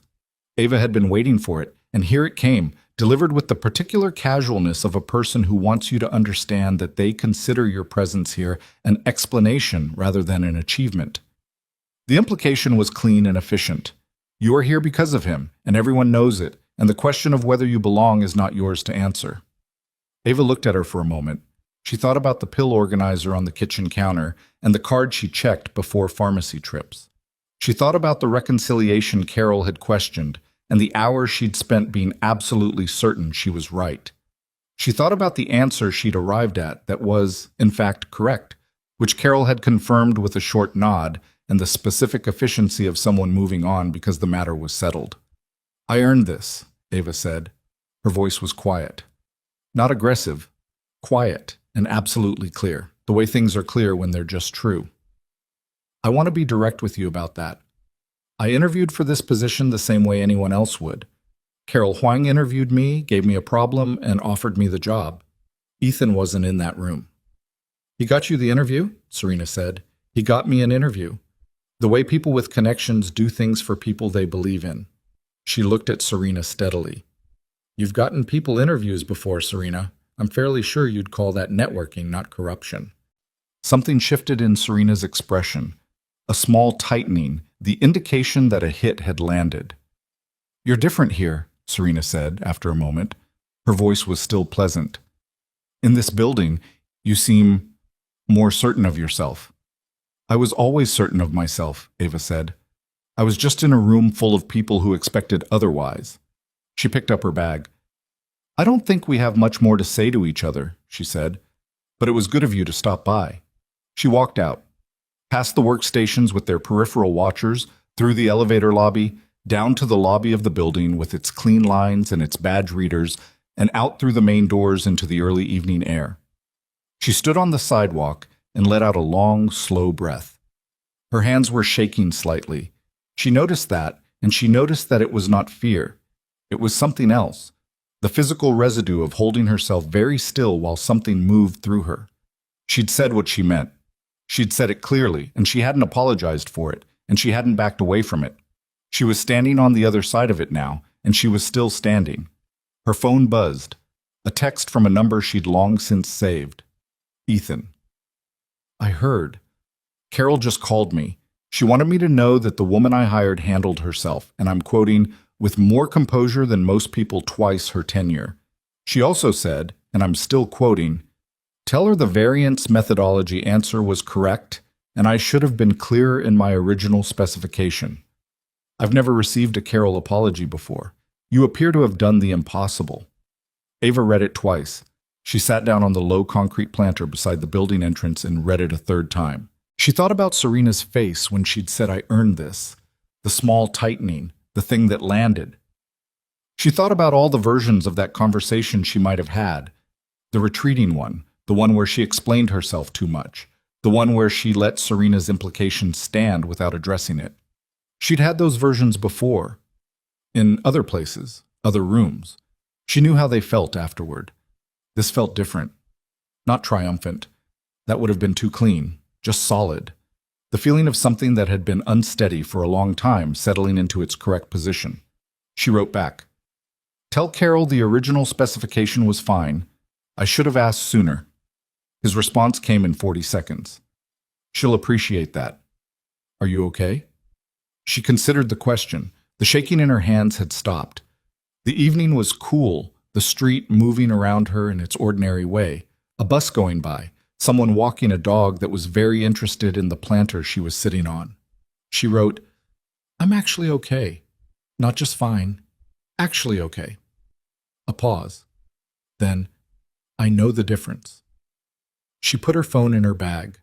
The dog and its owner had moved on. The bus was gone. She sat for another minute on the planter outside the building that now had her name on a workstation on the 8th floor, and she looked at the ordinary Tuesday evening of the city, and she let herself be, for the first time in longer than she could specifically remember, simply present in a moment that was not requiring anything of her. Then she stood up, adjusted her bag on her shoulder, and started walking toward the bus stop. There was a textbook at home, and a chapter she needed to finish before Thursday, and her mother's evening medications to organize, and none of that had changed. But she walked differently than she had when she'd arrived at the building that morning. She didn't notice it herself. She wasn't the kind of person who tracked herself that way.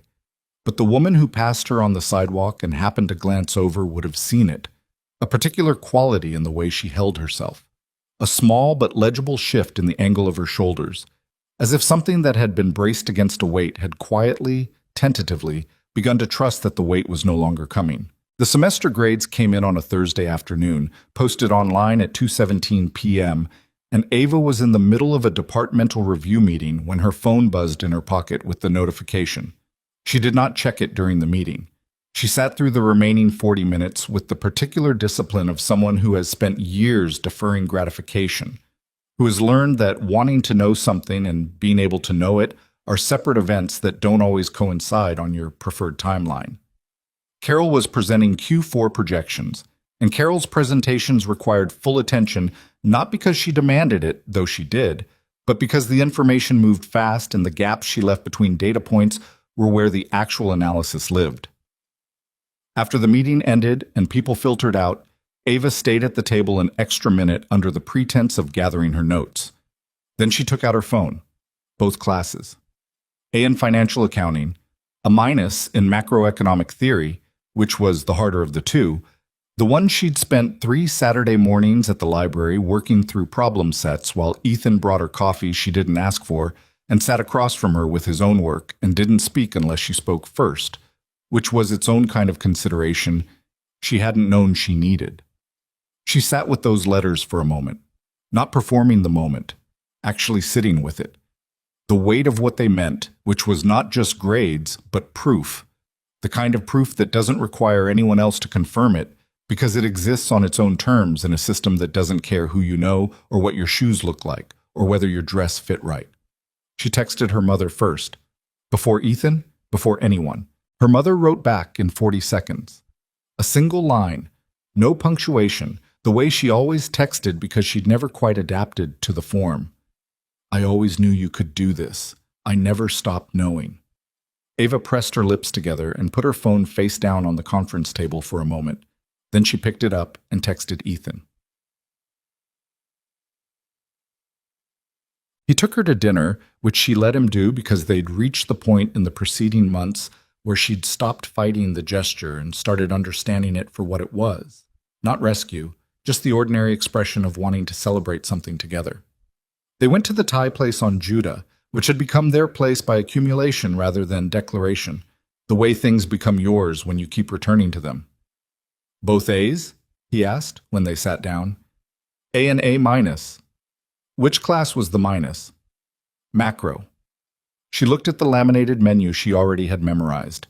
The final had 3 questions I wasn't sure about. I was right on 2 of them. And the third? Partial credit. She set the menu down. "I'll take it." "You should take it." He was watching her with the particular attention he gave things he was genuinely glad about, which was different from his professional attention, less analytical, more open.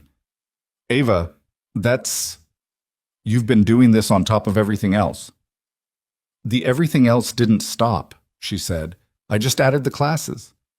"I know that's what you did. I'm saying it's not a small thing." She looked at him.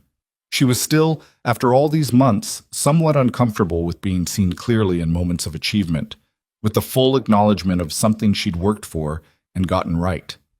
She'd spent so many years in contexts where there was no audience for her wins, where she logged them privately and moved on, that having someone across the table who was genuinely, uncomplicated, pleased on her behalf required a kind of reception she was still building the muscle for. "Thank you," she said, which came out more simply than she expected. "You don't have to thank me. I know. I wanted to." She paused. "For the Saturdays at the library. You didn't have to do that. I had work to do. The library has tables. You drove across the city to bring me coffee from a specific place on 3 separate Saturdays." He looked at her steadily. "The coffee at the library is terrible." "Ethan." "Ava." The corner of his mouth moved. "You're welcome." They ordered, and she got the green curry she always got, and he got the basil noodles he always got, and the food came out in the usual order that was technically wrong by any logical sequence, but had become over time simply the way it happened here, and neither of them mentioned it. The second semester was harder and better simultaneously. Harder because Carol had expanded her responsibilities in January, not dramatically, and not in the way of someone being rewarded for performance, but in the way of a department head who has identified where a person's capacity is and intends to use it fully, which is a different thing entirely. Ava was assigned to a quarterly audit reconciliation process that had been running slightly inefficiently for 2 years, under a system that worked but required more manual cross-referencing than it should have. Carol showed her the process once, in her methodical way, and then waited. 2 weeks later, Ava sent Carol a memo. 6 paragraphs, no preamble, laying out the redundancy she'd identified and a proposed modification to the workflow that would reduce the manual cross-referencing by roughly 60%. She had modeled it against 3/4 of existing data before submitting it because she was not going to bring Carol a theory. She was going to bring Carol a demonstration. Carol read it, asked 2 clarifying questions, and told her to implement it. That was the whole conversation, but Ava noticed in the following weeks that when new people joined the department for orientation, Carol mentioned the workflow modification and who had developed it, in the flat, factual way she mentioned all departmental information. It was not a compliment. It was a citation. In Carol's taxonomy, those were equivalent. The classes were harder, too. She'd moved into the core accounting curriculum now, which assumed a baseline of knowledge she had in some areas and had to build quickly in others. There were 2 weeks in February where she was genuinely uncertain she was keeping pace, where the reading felt like it was reproducing faster than she could absorb it, and the problem sets had a quality of deliberate cruelty. She stayed later in the library. She went back to the 6 hours of sleep average she'd promised Ethan she was done with, and she knew she'd promised, and she also knew that some promises are made with the best intentions and then met with the actual terms of the situation. He didn't say anything about it. He brought food to her apartment twice without being asked, on evenings when he could see she hadn't eaten properly. He was not subtle about it, but he was also not pointed. He just appeared with containers from places she liked, sat with her while she ate, asked what she was working on, and left when it was clear she needed to work and not talk. It was, she thought, the most practical expression of caring she'd encountered. He didn't try to fix the pressure. He just made sure she had calories while she was under it. "You knew what you were doing," she said one of those evenings. He looked up from his own laptop where he'd been answering something. "With what?" "All of this." She gestured vaguely at the food. At him. At the general situation. "You don't do things without thinking about what you're doing. I brought you noodles. You bring me noodles from the place I mentioned liking 6 weeks ago in a completely unrelated conversation. You remember everything." She looked at him. "That's a deliberate thing. You're deliberate." He was quiet for a moment. "Rachel used to say that like it was a criticism," he said evenly, not with pain, just accurately. "That I was too calculated. That I thought too much and felt too late." Ava looked at him.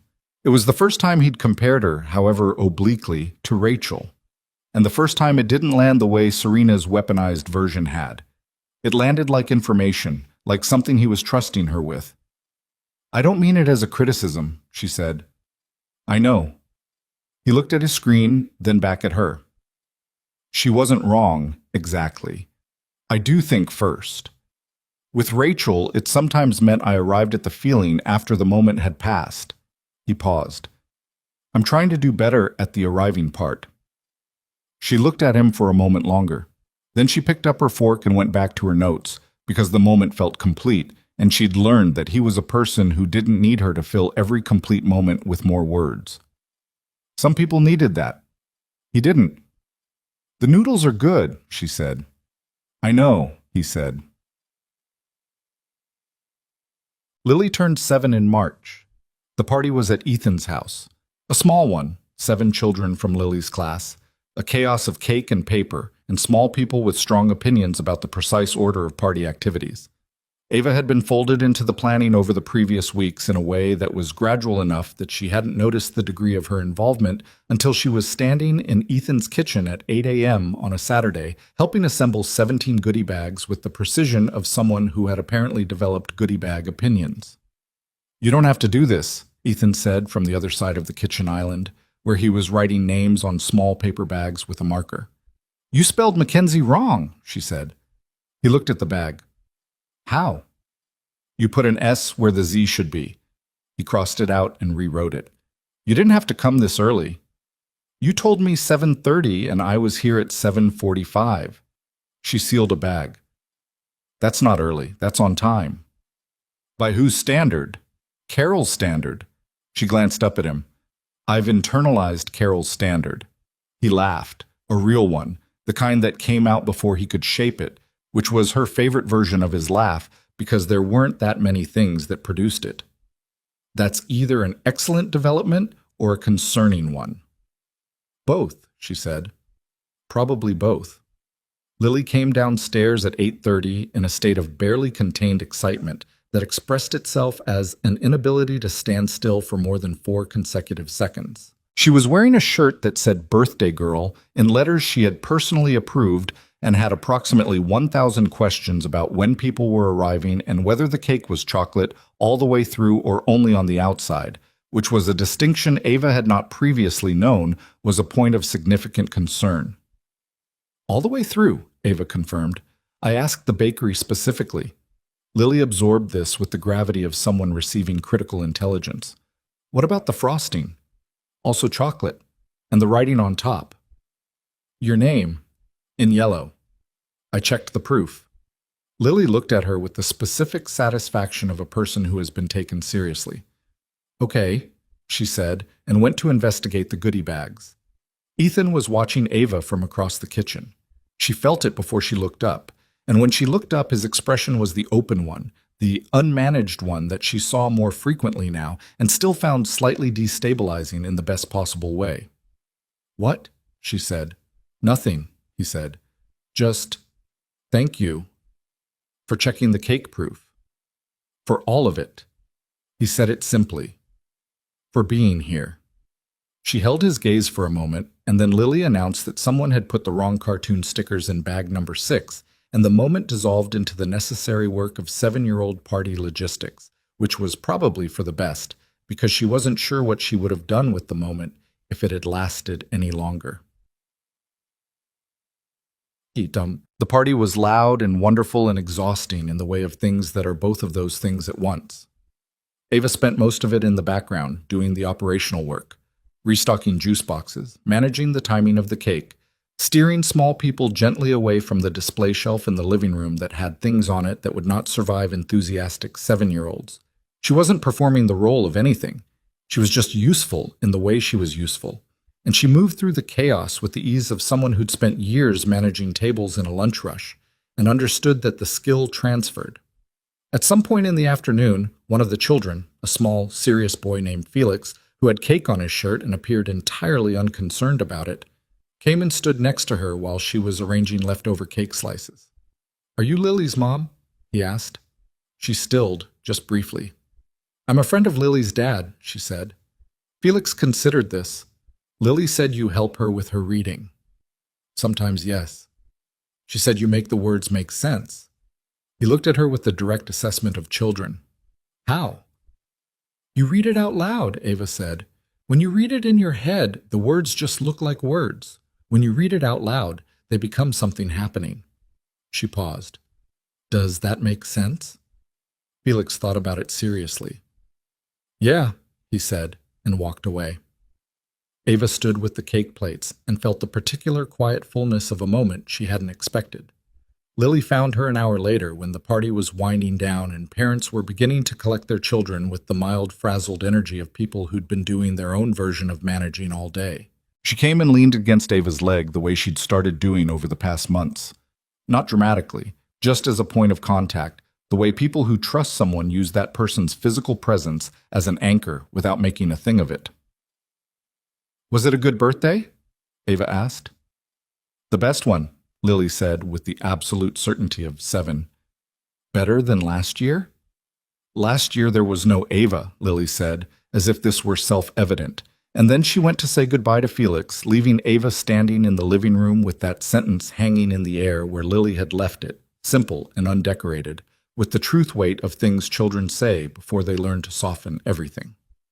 Spring arrived the way it always did in the city, imprecisely, with cold mornings and warm afternoons and the occasional week of rain that felt like a relapse. Ava's second semester ended in May. She sat her finals in the same library carrel she'd used all year, came out into the afternoon blinking like someone readjusting to ordinary light, and walked to the bus stop feeling the specific, clean emptiness of a mind that has just finished a long, sustained effort. Her grades came in 10 days later, a minus in both classes. She was 7 courses from her degree. 7 courses. She stood in her apartment with her phone in her hand and looked at that number, counted it against the semesters it represented, held the arithmetic of it in her mind. 2 more years, maybe fewer if she took a summer course. 2 years from the moment she'd stood in a restaurant bathroom in a navy dress that didn't fit, looking at her reflection and telling herself it would be fine. She called her mother. 7 more, she said when Margaret picked up. A pause, and then her mother made a sound. Not words, just a sound, the kind that carried everything that words would have taken longer to say. 7, her mother said. That's nothing. It's 2 years. 2 years is nothing. You know what 2 years is? It's the time between your father leaving and you stopping crying about it. And you came out the other side of that just fine. Her mother paused. Better than fine, actually. More yourself. Ava sat down on the couch. The afternoon light came through the window at the angle it had when she first moved into this apartment 7 years ago, before the medical bills, before the diner, before a restaurant called Aurelius and a sidewalk under a street light. The same light, the same window. Everything else in different positions. "Mom?" she said. How are you feeling?" "Not the answer you give me, the actual one." Her mother was quiet for a moment. "Better than I was at Christmas," she said carefully. "Worse than I'd like. About where I expected to be." A pause. "The new medication is easier on my stomach. That's a real thing. I sleep better." "Dr. Okafor said your last set of numbers was encouraging." He said encouraging, not good. There's a difference. "I know there's a difference. I'm not pretending it's more than it is," her mother said. "I'm just telling you the true version. The new medication is better, the numbers are encouraging, and I'm still sick. All of those things are true at the same time." A pause. "Are you okay with all of those things being true at the same time?" "I've been okay with it for a while." "I know. I just check." Her mother's voice softened slightly. "You sound different, Ava." "Different how?" "Less like you're holding your breath." A brief pause. "Is it Ethan?" "It's everything," Ava said. "It's the job and the classes, and yes, some of it is Ethan." "He's good to you." "He is." "And Lily?" "Lily is—" She thought about Felix's question at the birthday party. "Are you Lily's mom?" And Lily's matter-of-fact sentence afterward. "Last year there was no Ava." "She's something else," Ava said. "I don't have a better description." "You don't need one." Her mother made a small, satisfied sound. "Some things are past describing." Phone. She was at her workstation on a Tuesday morning in June when Carol appeared beside her with the particular deliberateness that meant this was not a passing exchange. "The department head position for financial compliance is opening in Q3, Carol said, without preamble. "Ngwen is relocating to the Portland office." Ava looked up. "Okay." You've been here 8 months. You are formally underqualified by every standard metric. You don't have the degree yet. Your years of experience in the field are under 1 year, and the position typically requires both. Carol looked at her with the flat, steady gaze she gave all information, complimentary or otherwise. I'm going to recommend you for it anyway. The floor did something slightly unsteady under Ava's feet, or that was the sensation, although she was quite sure the floor was fine. Carol, the recommendation comes with conditions, Carol continued, as if Ava hadn't spoken. You would need to complete at least 4 additional courses before the position is finalized. The compliance specialization requires specific coursework which the education program covers. You would need to carry the department through an external audit in Q4 without direct supervision from me. I'll be advising, but you'd be the primary interface with the auditors. She paused, and you would need to not make me regret it. I won't make you regret it. I know you believe that. I believe it also, which is why I'm doing this. Carol tilted her head very slightly. You found an inefficiency in a workflow that had been running for 2 years without anyone flagging it. You documented it, modeled it, and presented it to me in a format that required no follow-up questions except the 2 I chose to ask for my own satisfaction. She looked at Ava steadily. That is not entry-level thinking. It has never been entry-level thinking. I've been aware of that since your interview. Ava held her gaze. Why are you telling me all of this? Because I don't believe in withholding relevant information from people who can use it. Carol straightened. You've been in this department for 8 months wondering whether you belong here. I'm telling you directly, you do. Not because of Ethan Calloway, because of the work. She let that land for a moment. The recommendation goes to HR next week. Think about whether you want it. She walked away. That was the whole conversation. Carol did not linger. Ava sat at her workstation and looked at her screen, which had a spreadsheet open that she was no longer seeing. She was looking at something further away than the screen. The 8 months behind her, the year before that, the sidewalk, the coffee place, the hospital room, the library carols, the birthday party, and Felix with cake on his shirt, and Lily's sentence like a plain and perfect gift. She thought about the version of herself who had stood in the bathroom of that restaurant and said it's fine to her own reflection, who had spent years being fine the way she'd described it to Ethan, keeping moving, not the same as okay. She thought about what fine had cost her, totaled up, and what she had to show for it, and whether the showing for it was enough. It was enough to get here. That was what fine had done. It had carried her to the threshold. But you didn't live on the threshold. Eventually, you had to go through. She picked up her phone. Not Ethan. She called her mother. Something happened, she said when Margaret answered. Good or bad? Good. Very good. She paused. Terrifying. Tell me, her mother said. She told her.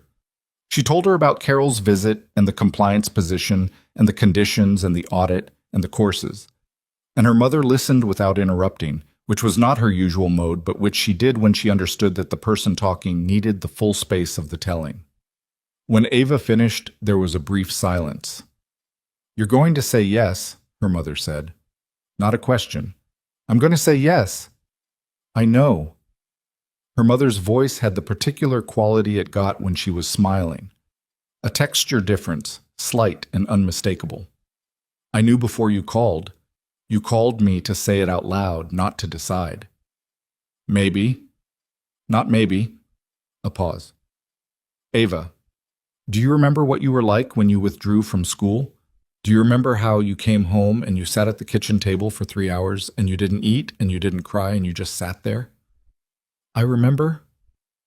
I watched you fold yourself up that day into something smaller, and I thought. Her mother stopped, and when she continued, her voice was careful with something she'd been holding for a long time. I thought I had done that to you, that my being sick had taken something from you that you couldn't get back. Mom, let me finish. A breath. I am telling you this now because I need you to understand that what you're describing, this job, this position, the courses, all of it, this is the unfolding. You understand?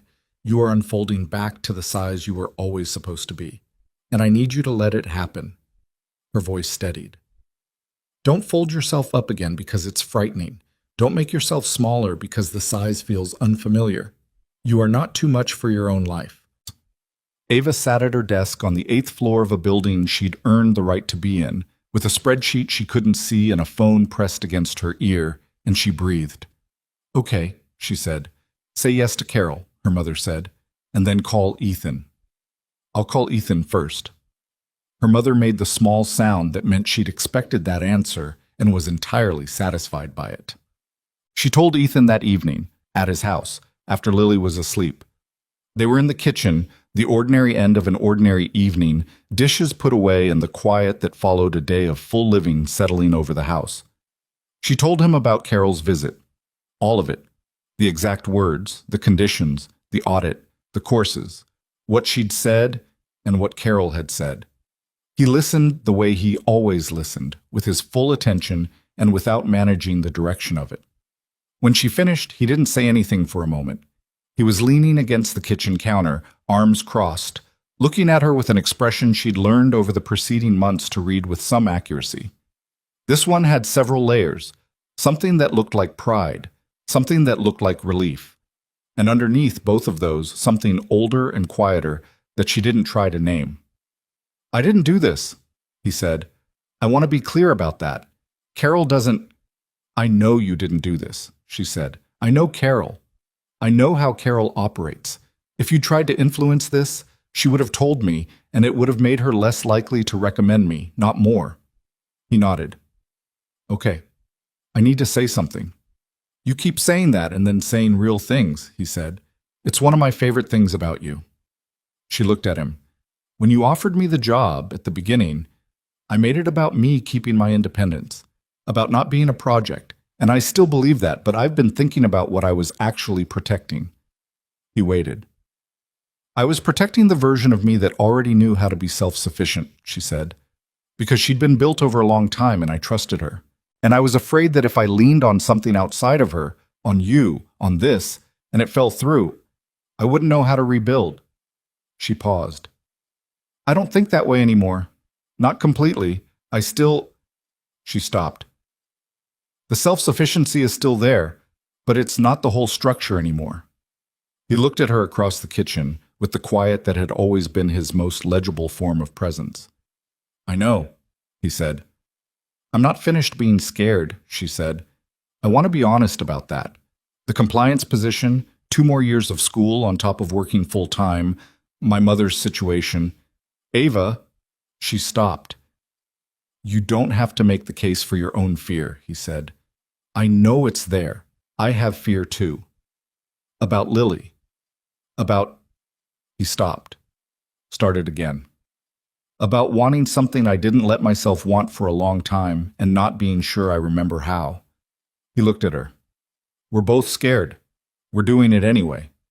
That's the whole story." She looked at him for a long moment. From upstairs, very faintly, came the sound of Lily shifting in her sleep, the small sounds of a child's unconscious movement, the alive and ordinary evidence of a life proceeding. The kitchen was quiet around them, the city outside the window carrying on its indifferent business, and Ethan was looking at her with the open expression, the one she kept finding destabilizing, and she thought about her mother's words on the phone that afternoon. "You are not too much for your own life." "I'm going to say yes to Carol," she said. "Good," he said. "And then I'm going to finish the degree." "Good. And I'm going to be scared the whole time." "I know." He pushed off from the counter and crossed the kitchen, and when he was close enough, she could see the exact quality of the expression. Steady, decided, the look of a man who has been holding something carefully for a long time and has finally put it down in the right place.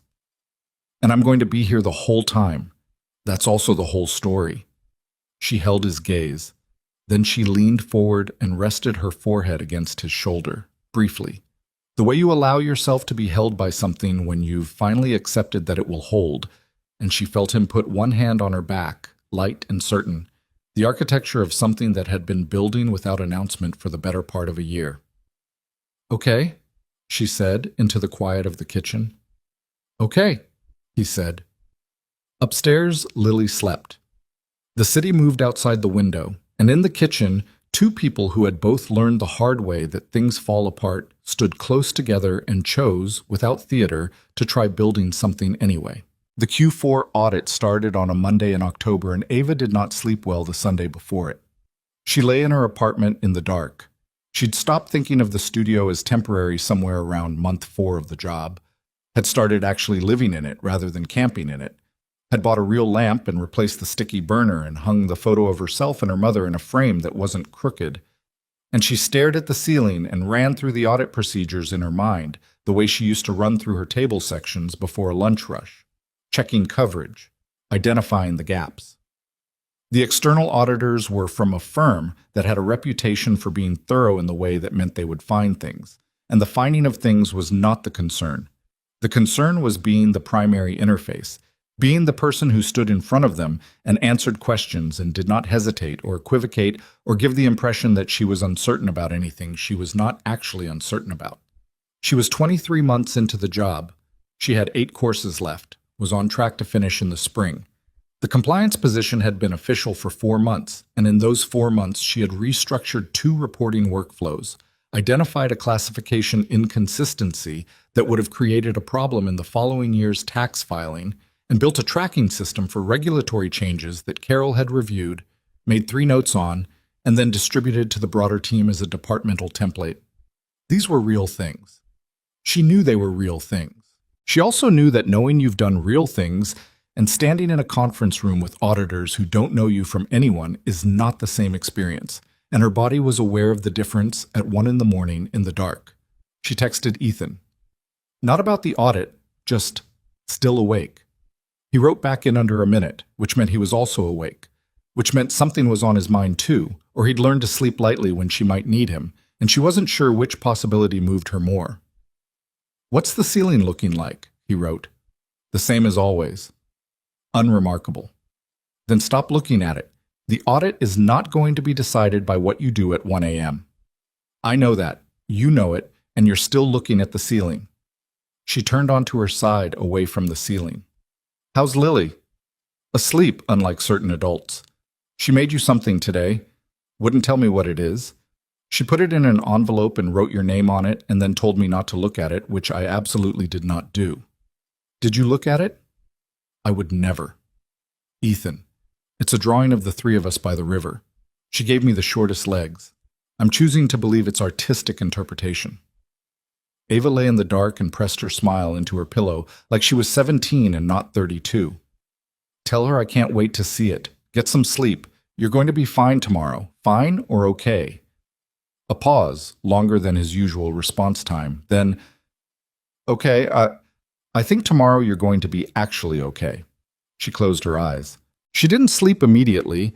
Her mind was not the kind that quieted on command, but the specific tightness in her chest loosened by a degree, and she drifted eventually, and when the alarm went off at 6:15 she was not rested exactly, but she was ready, which was what she'd learned to settle for and had stopped apologizing for.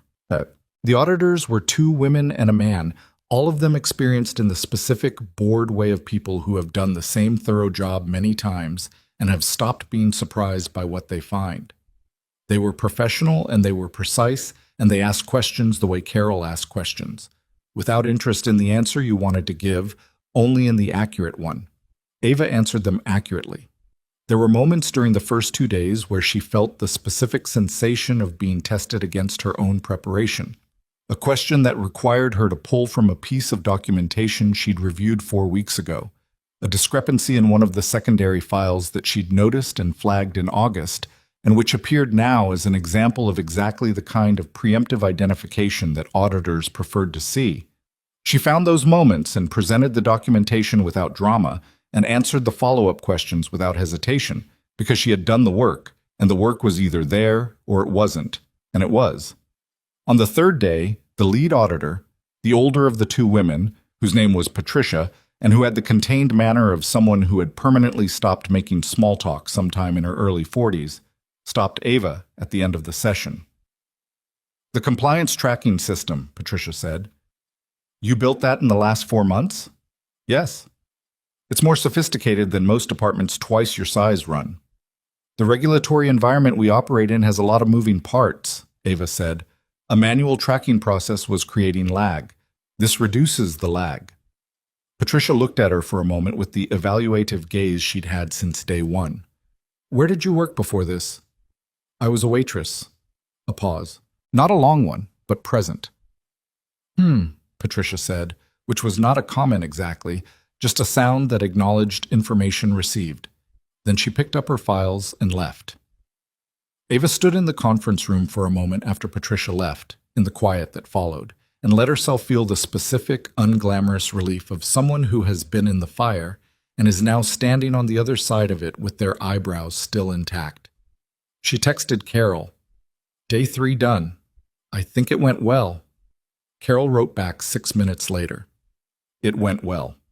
Patricia emailed me this afternoon. She used the word comprehensive, which in her vocabulary is the equivalent of excellent." Then, after a brief pause, "Well done." Ava stared at those two words for a long time. From Carol Huang, they were not filler. They were exactly what they were, no more and no less, which was how Carol operated and why they meant something. She wrote back, "Thank you for recommending me." Carol's response was immediate. "Thank you for making it worth recommending." The audit wrapped on a Friday.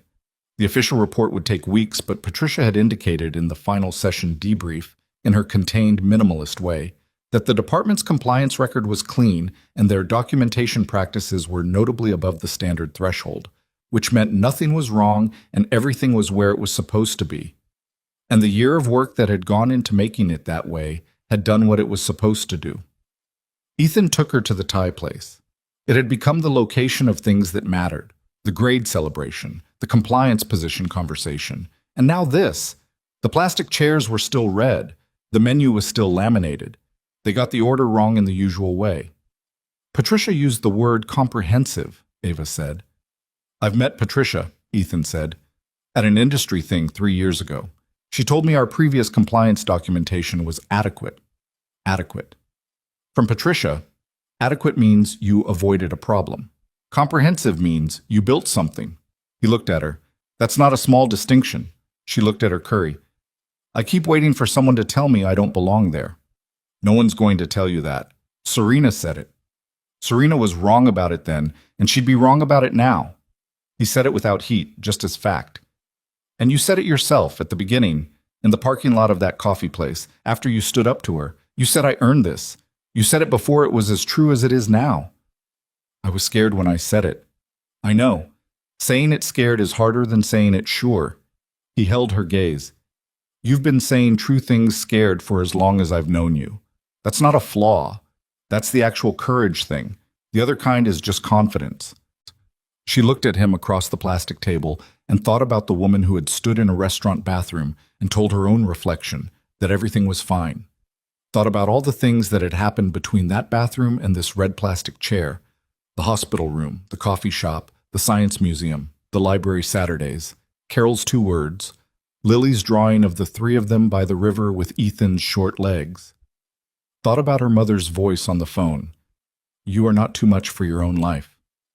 "I know something," she said. "Tell me." "I'm happy." She said it plainly, the way she said things she was certain of. "Not finished. There's still the degree and my mother's situation and 100 things that aren't resolved. But underneath all of those things, there's something that's—" She paused, looking for the word. "Solid. There's a solid thing there that wasn't there before." He looked at her, the open expression, the one she'd stopped finding destabilizing and started finding like home. "Yeah," he said. "Me too." She heard about Serena in November through the particular grapevine of professional circles that Ava had only just begun to exist within. The news was not dramatic, nothing catastrophic, just the quiet collapse of something that had been overextended.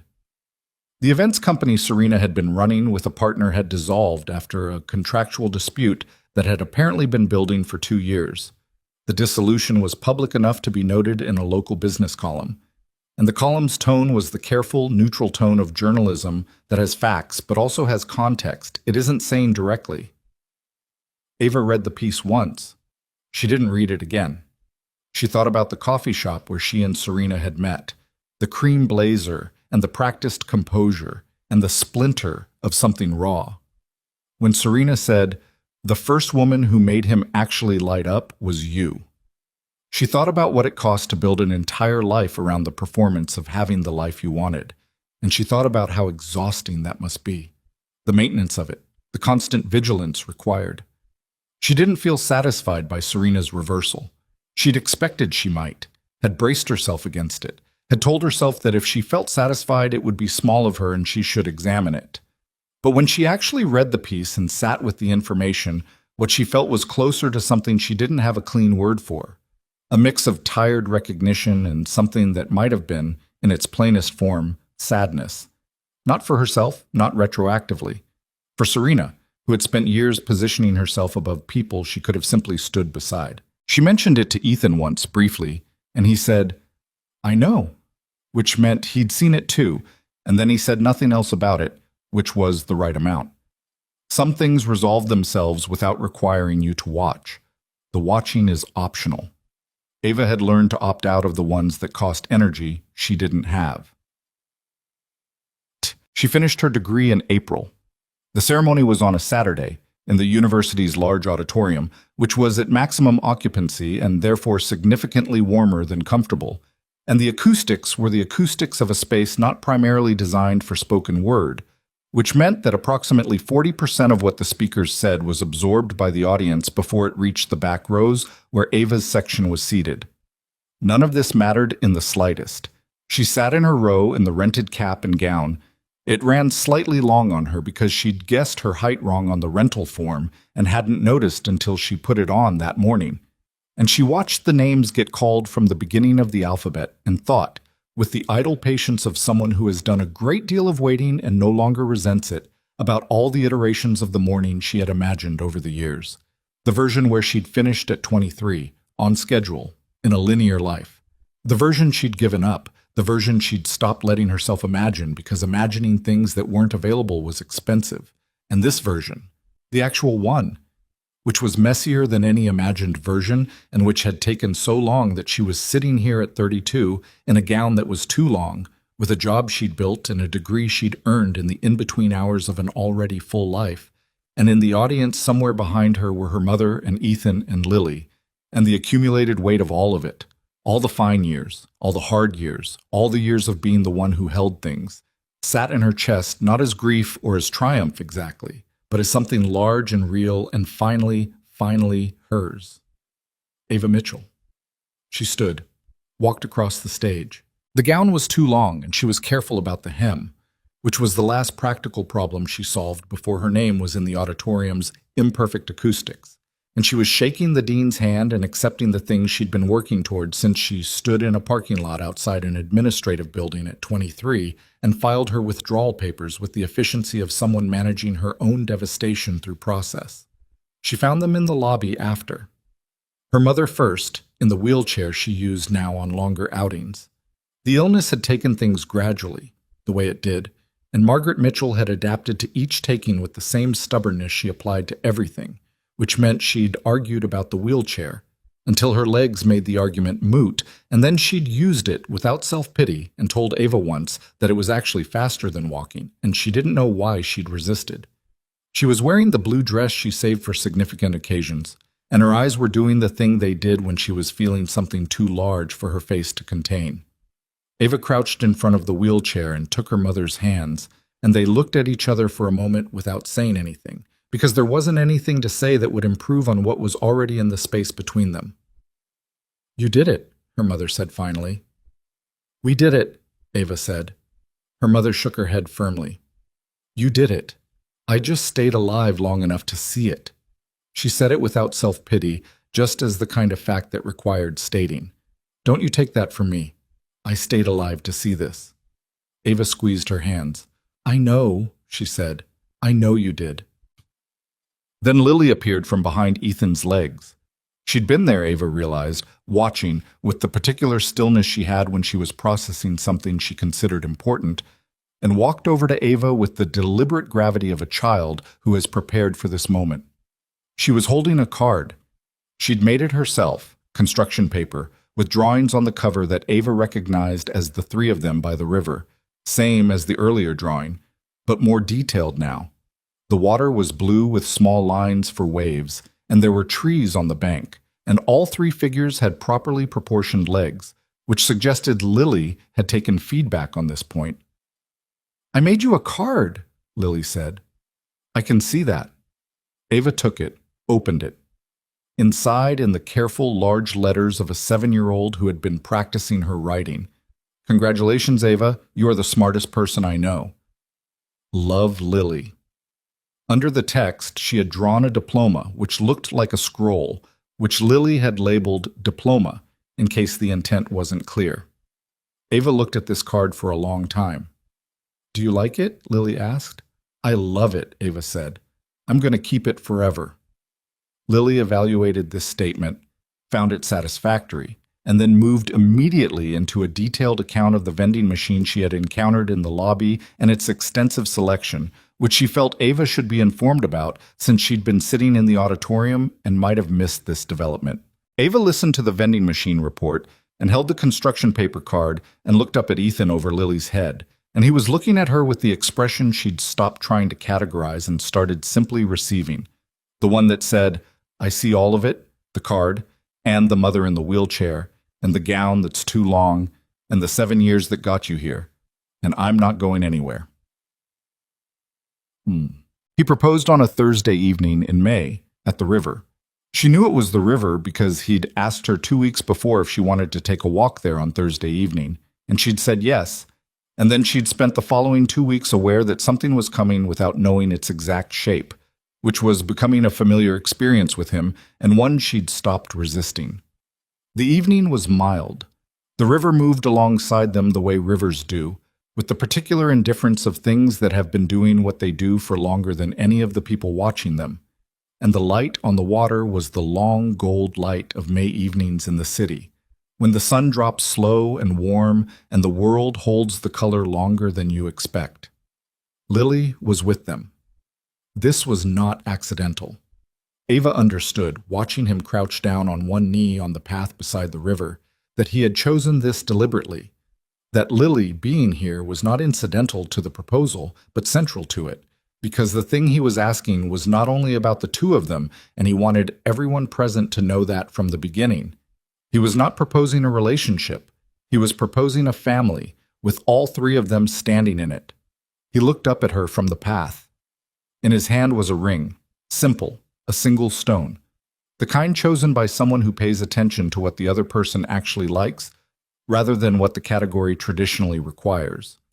She had mentioned once, in a conversation she hadn't thought he was particularly noting, that she found elaborate jewelry slightly exhausting to wear and preferred things that didn't require her to be careful. She had mentioned it once. He had filed it. "I've been thinking about how to say this for about 3 months," he said from the path, in the direct way he said everything. "And I've decided that the right way is probably the straightforward way, because you appreciate that, and I'm better at it than I am at the elaborate version anyway." He looked at her. "You walked into a situation that was designed to diminish you, and instead of being diminished, you were exactly who you are, and I've been grateful for that ever since." He paused. "I'm not asking you because you fill a space. I'm asking you because you are the specific person I want to figure out the rest of this with. All of it. The good parts, and the hard parts, and the parts we can't predict." He glanced briefly at Lily, who was standing very still in a way that suggested enormous effort. "We both are." Lily held this for approximately 2 more seconds, and then abandoned stillness entirely. "We practiced," she told Ava, with the urgency of important disclosure. "I helped him practice. He said it wrong 4 times. "Lily, you did. You kept saying the rest of everything, and I told you that wasn't right." Ethan looked at his daughter with the helpless expression of a man whose 7-year-old has just fact-checked his marriage proposal in real time. "Thank you," he said with great patience. Lily looked at Ava with the frank, assessing gaze she'd had since the science museum, since the octopus patch on the yellow raincoat, since "Can you hold my other hand?" "I already think of you as part of us," she said simply. "I just want it to be actually true." Ava looked at this child, this particular, unrepeatable child, who had handed her a construction paper diploma and corrected her father's proposal and dragged a stuffed rabbit everywhere and spoken plainly about her family to her kindergarten teacher without deciding first whether the truth was sad, and felt something so complete it almost hurt. She looked at Ethan. He was still kneeling on the path with the ring, looking up at her with the same expression he'd had at the Thai restaurant on the first real date, and in the hospital room, and in the kitchen that night, and across every table and every ordinary moment of the preceding year. The expression that said, "I'm not performing, I'm just here." "I want to say something," she said. "I know," he said. "Go ahead." "I came into your company on probation," she said. "I came into your life on probation. I've been on probation in my own life for so long that I'd stopped noticing." She looked at him, and then at Lily, and then back at him. "I'm not on probation anymore. I know that now. I know it in the way that means I don't have to keep proving it." She took a breath. "Yes. My answer is yes." He stood. She took the ring. He put it on her finger and it fit, because he had measured it against a ring she'd left at his house 3 weeks ago, and she hadn't noticed it was missing until it reappeared on her hand, and she understood why, which made her laugh. A real one, involuntary, the kind she'd never been able to produce on purpose. "You measured it," she said. "I pay attention," he said. Lily had wrapped herself around both of them before either of them finished speaking, her arms around whatever part of them she could reach, pressing her face against Ava's side with the uncomplicated fullness of a child who has gotten what she wanted and is not shy about expressing it. "Is it official now?" Lily asked, muffled. "It's official," Ethan said, "even though you said it wrong in the practice." The answer was still yes. The answer covers the imperfect delivery. Lily surfaced from between them, considering this philosophical point. "Okay," she said. "That's fair." Later, sitting on this bench by the river while Lily threw small rocks into the water with the methodical satisfaction of a person with a project. She was testing, she'd explained, whether big rocks made bigger splashes, which they did, but she needed more data. Ava sat beside Ethan and looked at the ring on her finger in the last of the evening light. It was simple. It was exactly right. She thought about Serena's events company, quietly dissolved. She thought about that night at Aurelius. The amber light, the architectural flowers, the careful cruelty of the words that had been designed to send her home early and instead had sent her out a door and into a conversation that changed everything. She thought about what it cost to build a life out of diminishing other people, the maintenance of it, the exhaustion. Serena had wanted Ethan and had tried to disqualify every woman who came near him, and the wanting had never become the having, because wanting that way, possessively, through elimination, almost never does. You can't manipulate your way into someone genuinely choosing you. You can only be chosen or not. Ava had not tried to be chosen. She'd been chosen anyway, or maybe more accurately, they'd chosen each other incrementally, without ceremony, over red plastic chairs and library Saturdays and hospital rooms and a vending machine and a graduation lobby, in all the unremarkable moments that turn out to be the ones that actually build something. Her mother had called it unfolding, the slow unfolding back to the size you were always supposed to be. She thought that was right. She thought the years of fine, the managing, the compression, the 7 years of carrying everything at maximum efficiency with minimum margin had not been wasted years. They had built something.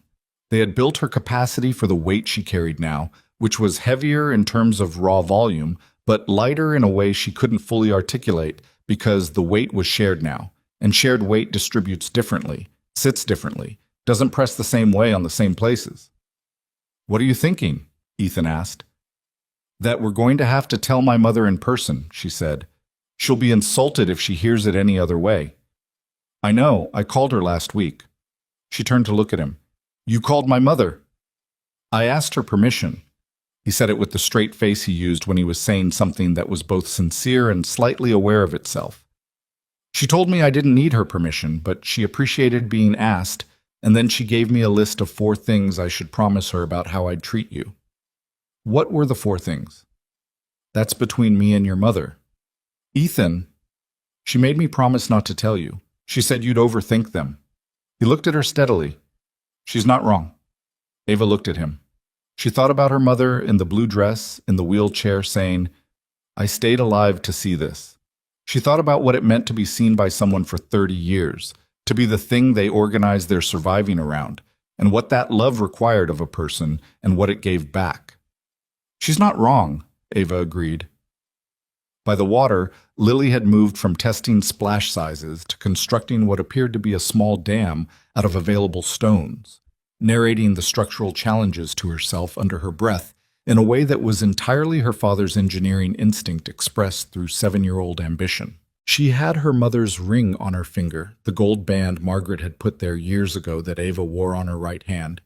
She'd started wearing it after a particularly hard month 2 years ago and hadn't taken it off since, a small private continuity. She would put a different ring on her left hand now, the one currently catching the last of the light.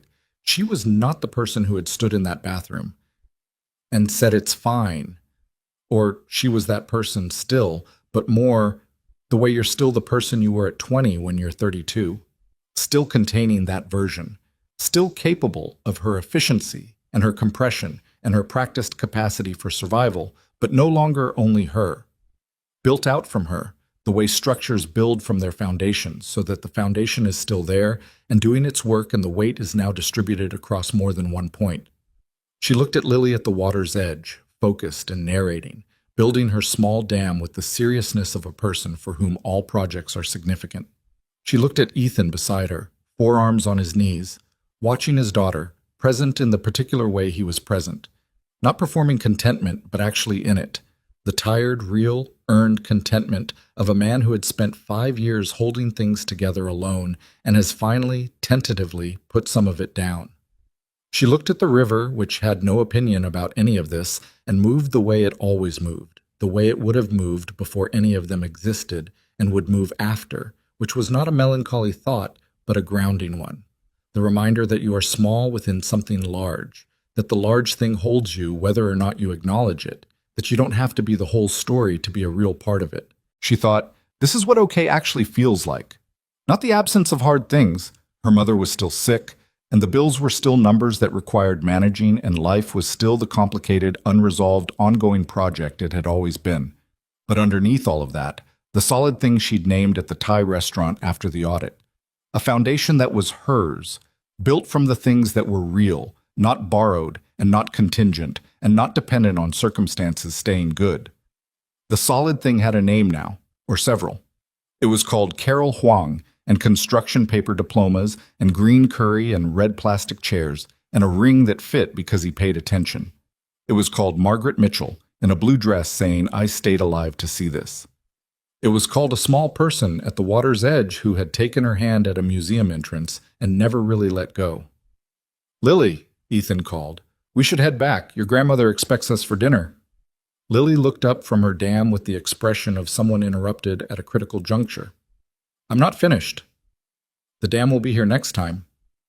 The river might move the stones. Then you'll rebuild it.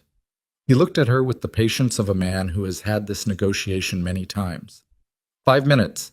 Lily assessed this, weighed it against her engineering progress, and returned to her work with the efficiency of a person who now had a deadline. Ava watched her and thought about all the times she'd done the same, worked faster against an external constraint, compressed herself to fit a smaller window, made it work regardless. She had done that her whole life. She would probably always do it to some degree. It was in the architecture of her, the compression instinct, the efficiency. She was making peace with that being part of who she was, rather than evidence of everything she'd lacked. But she wasn't only that anymore. Lily finished her dam in 4 minutes and 50 seconds, surveyed it with satisfaction, and came back up the bank. She took Ava's hand without asking, the way she did now, with the ease of long habit. She took her father's hand with the other. They walked back along the river path in the fading light, the three of them, at the pace of a 7-year-old who wanted to examine everything, which was a slower pace than any of the adults would have chosen and exactly the right pace for the evening. And the river moved behind them, indifferent and continuous, holding its course the way rivers do. Through everything that changes on its banks, through every season and every loss and everything that is built and falls and is built again. It didn't know about any of them. It just moved. But they were there, solid and real and theirs. That was enough. That was, it turned out, everything.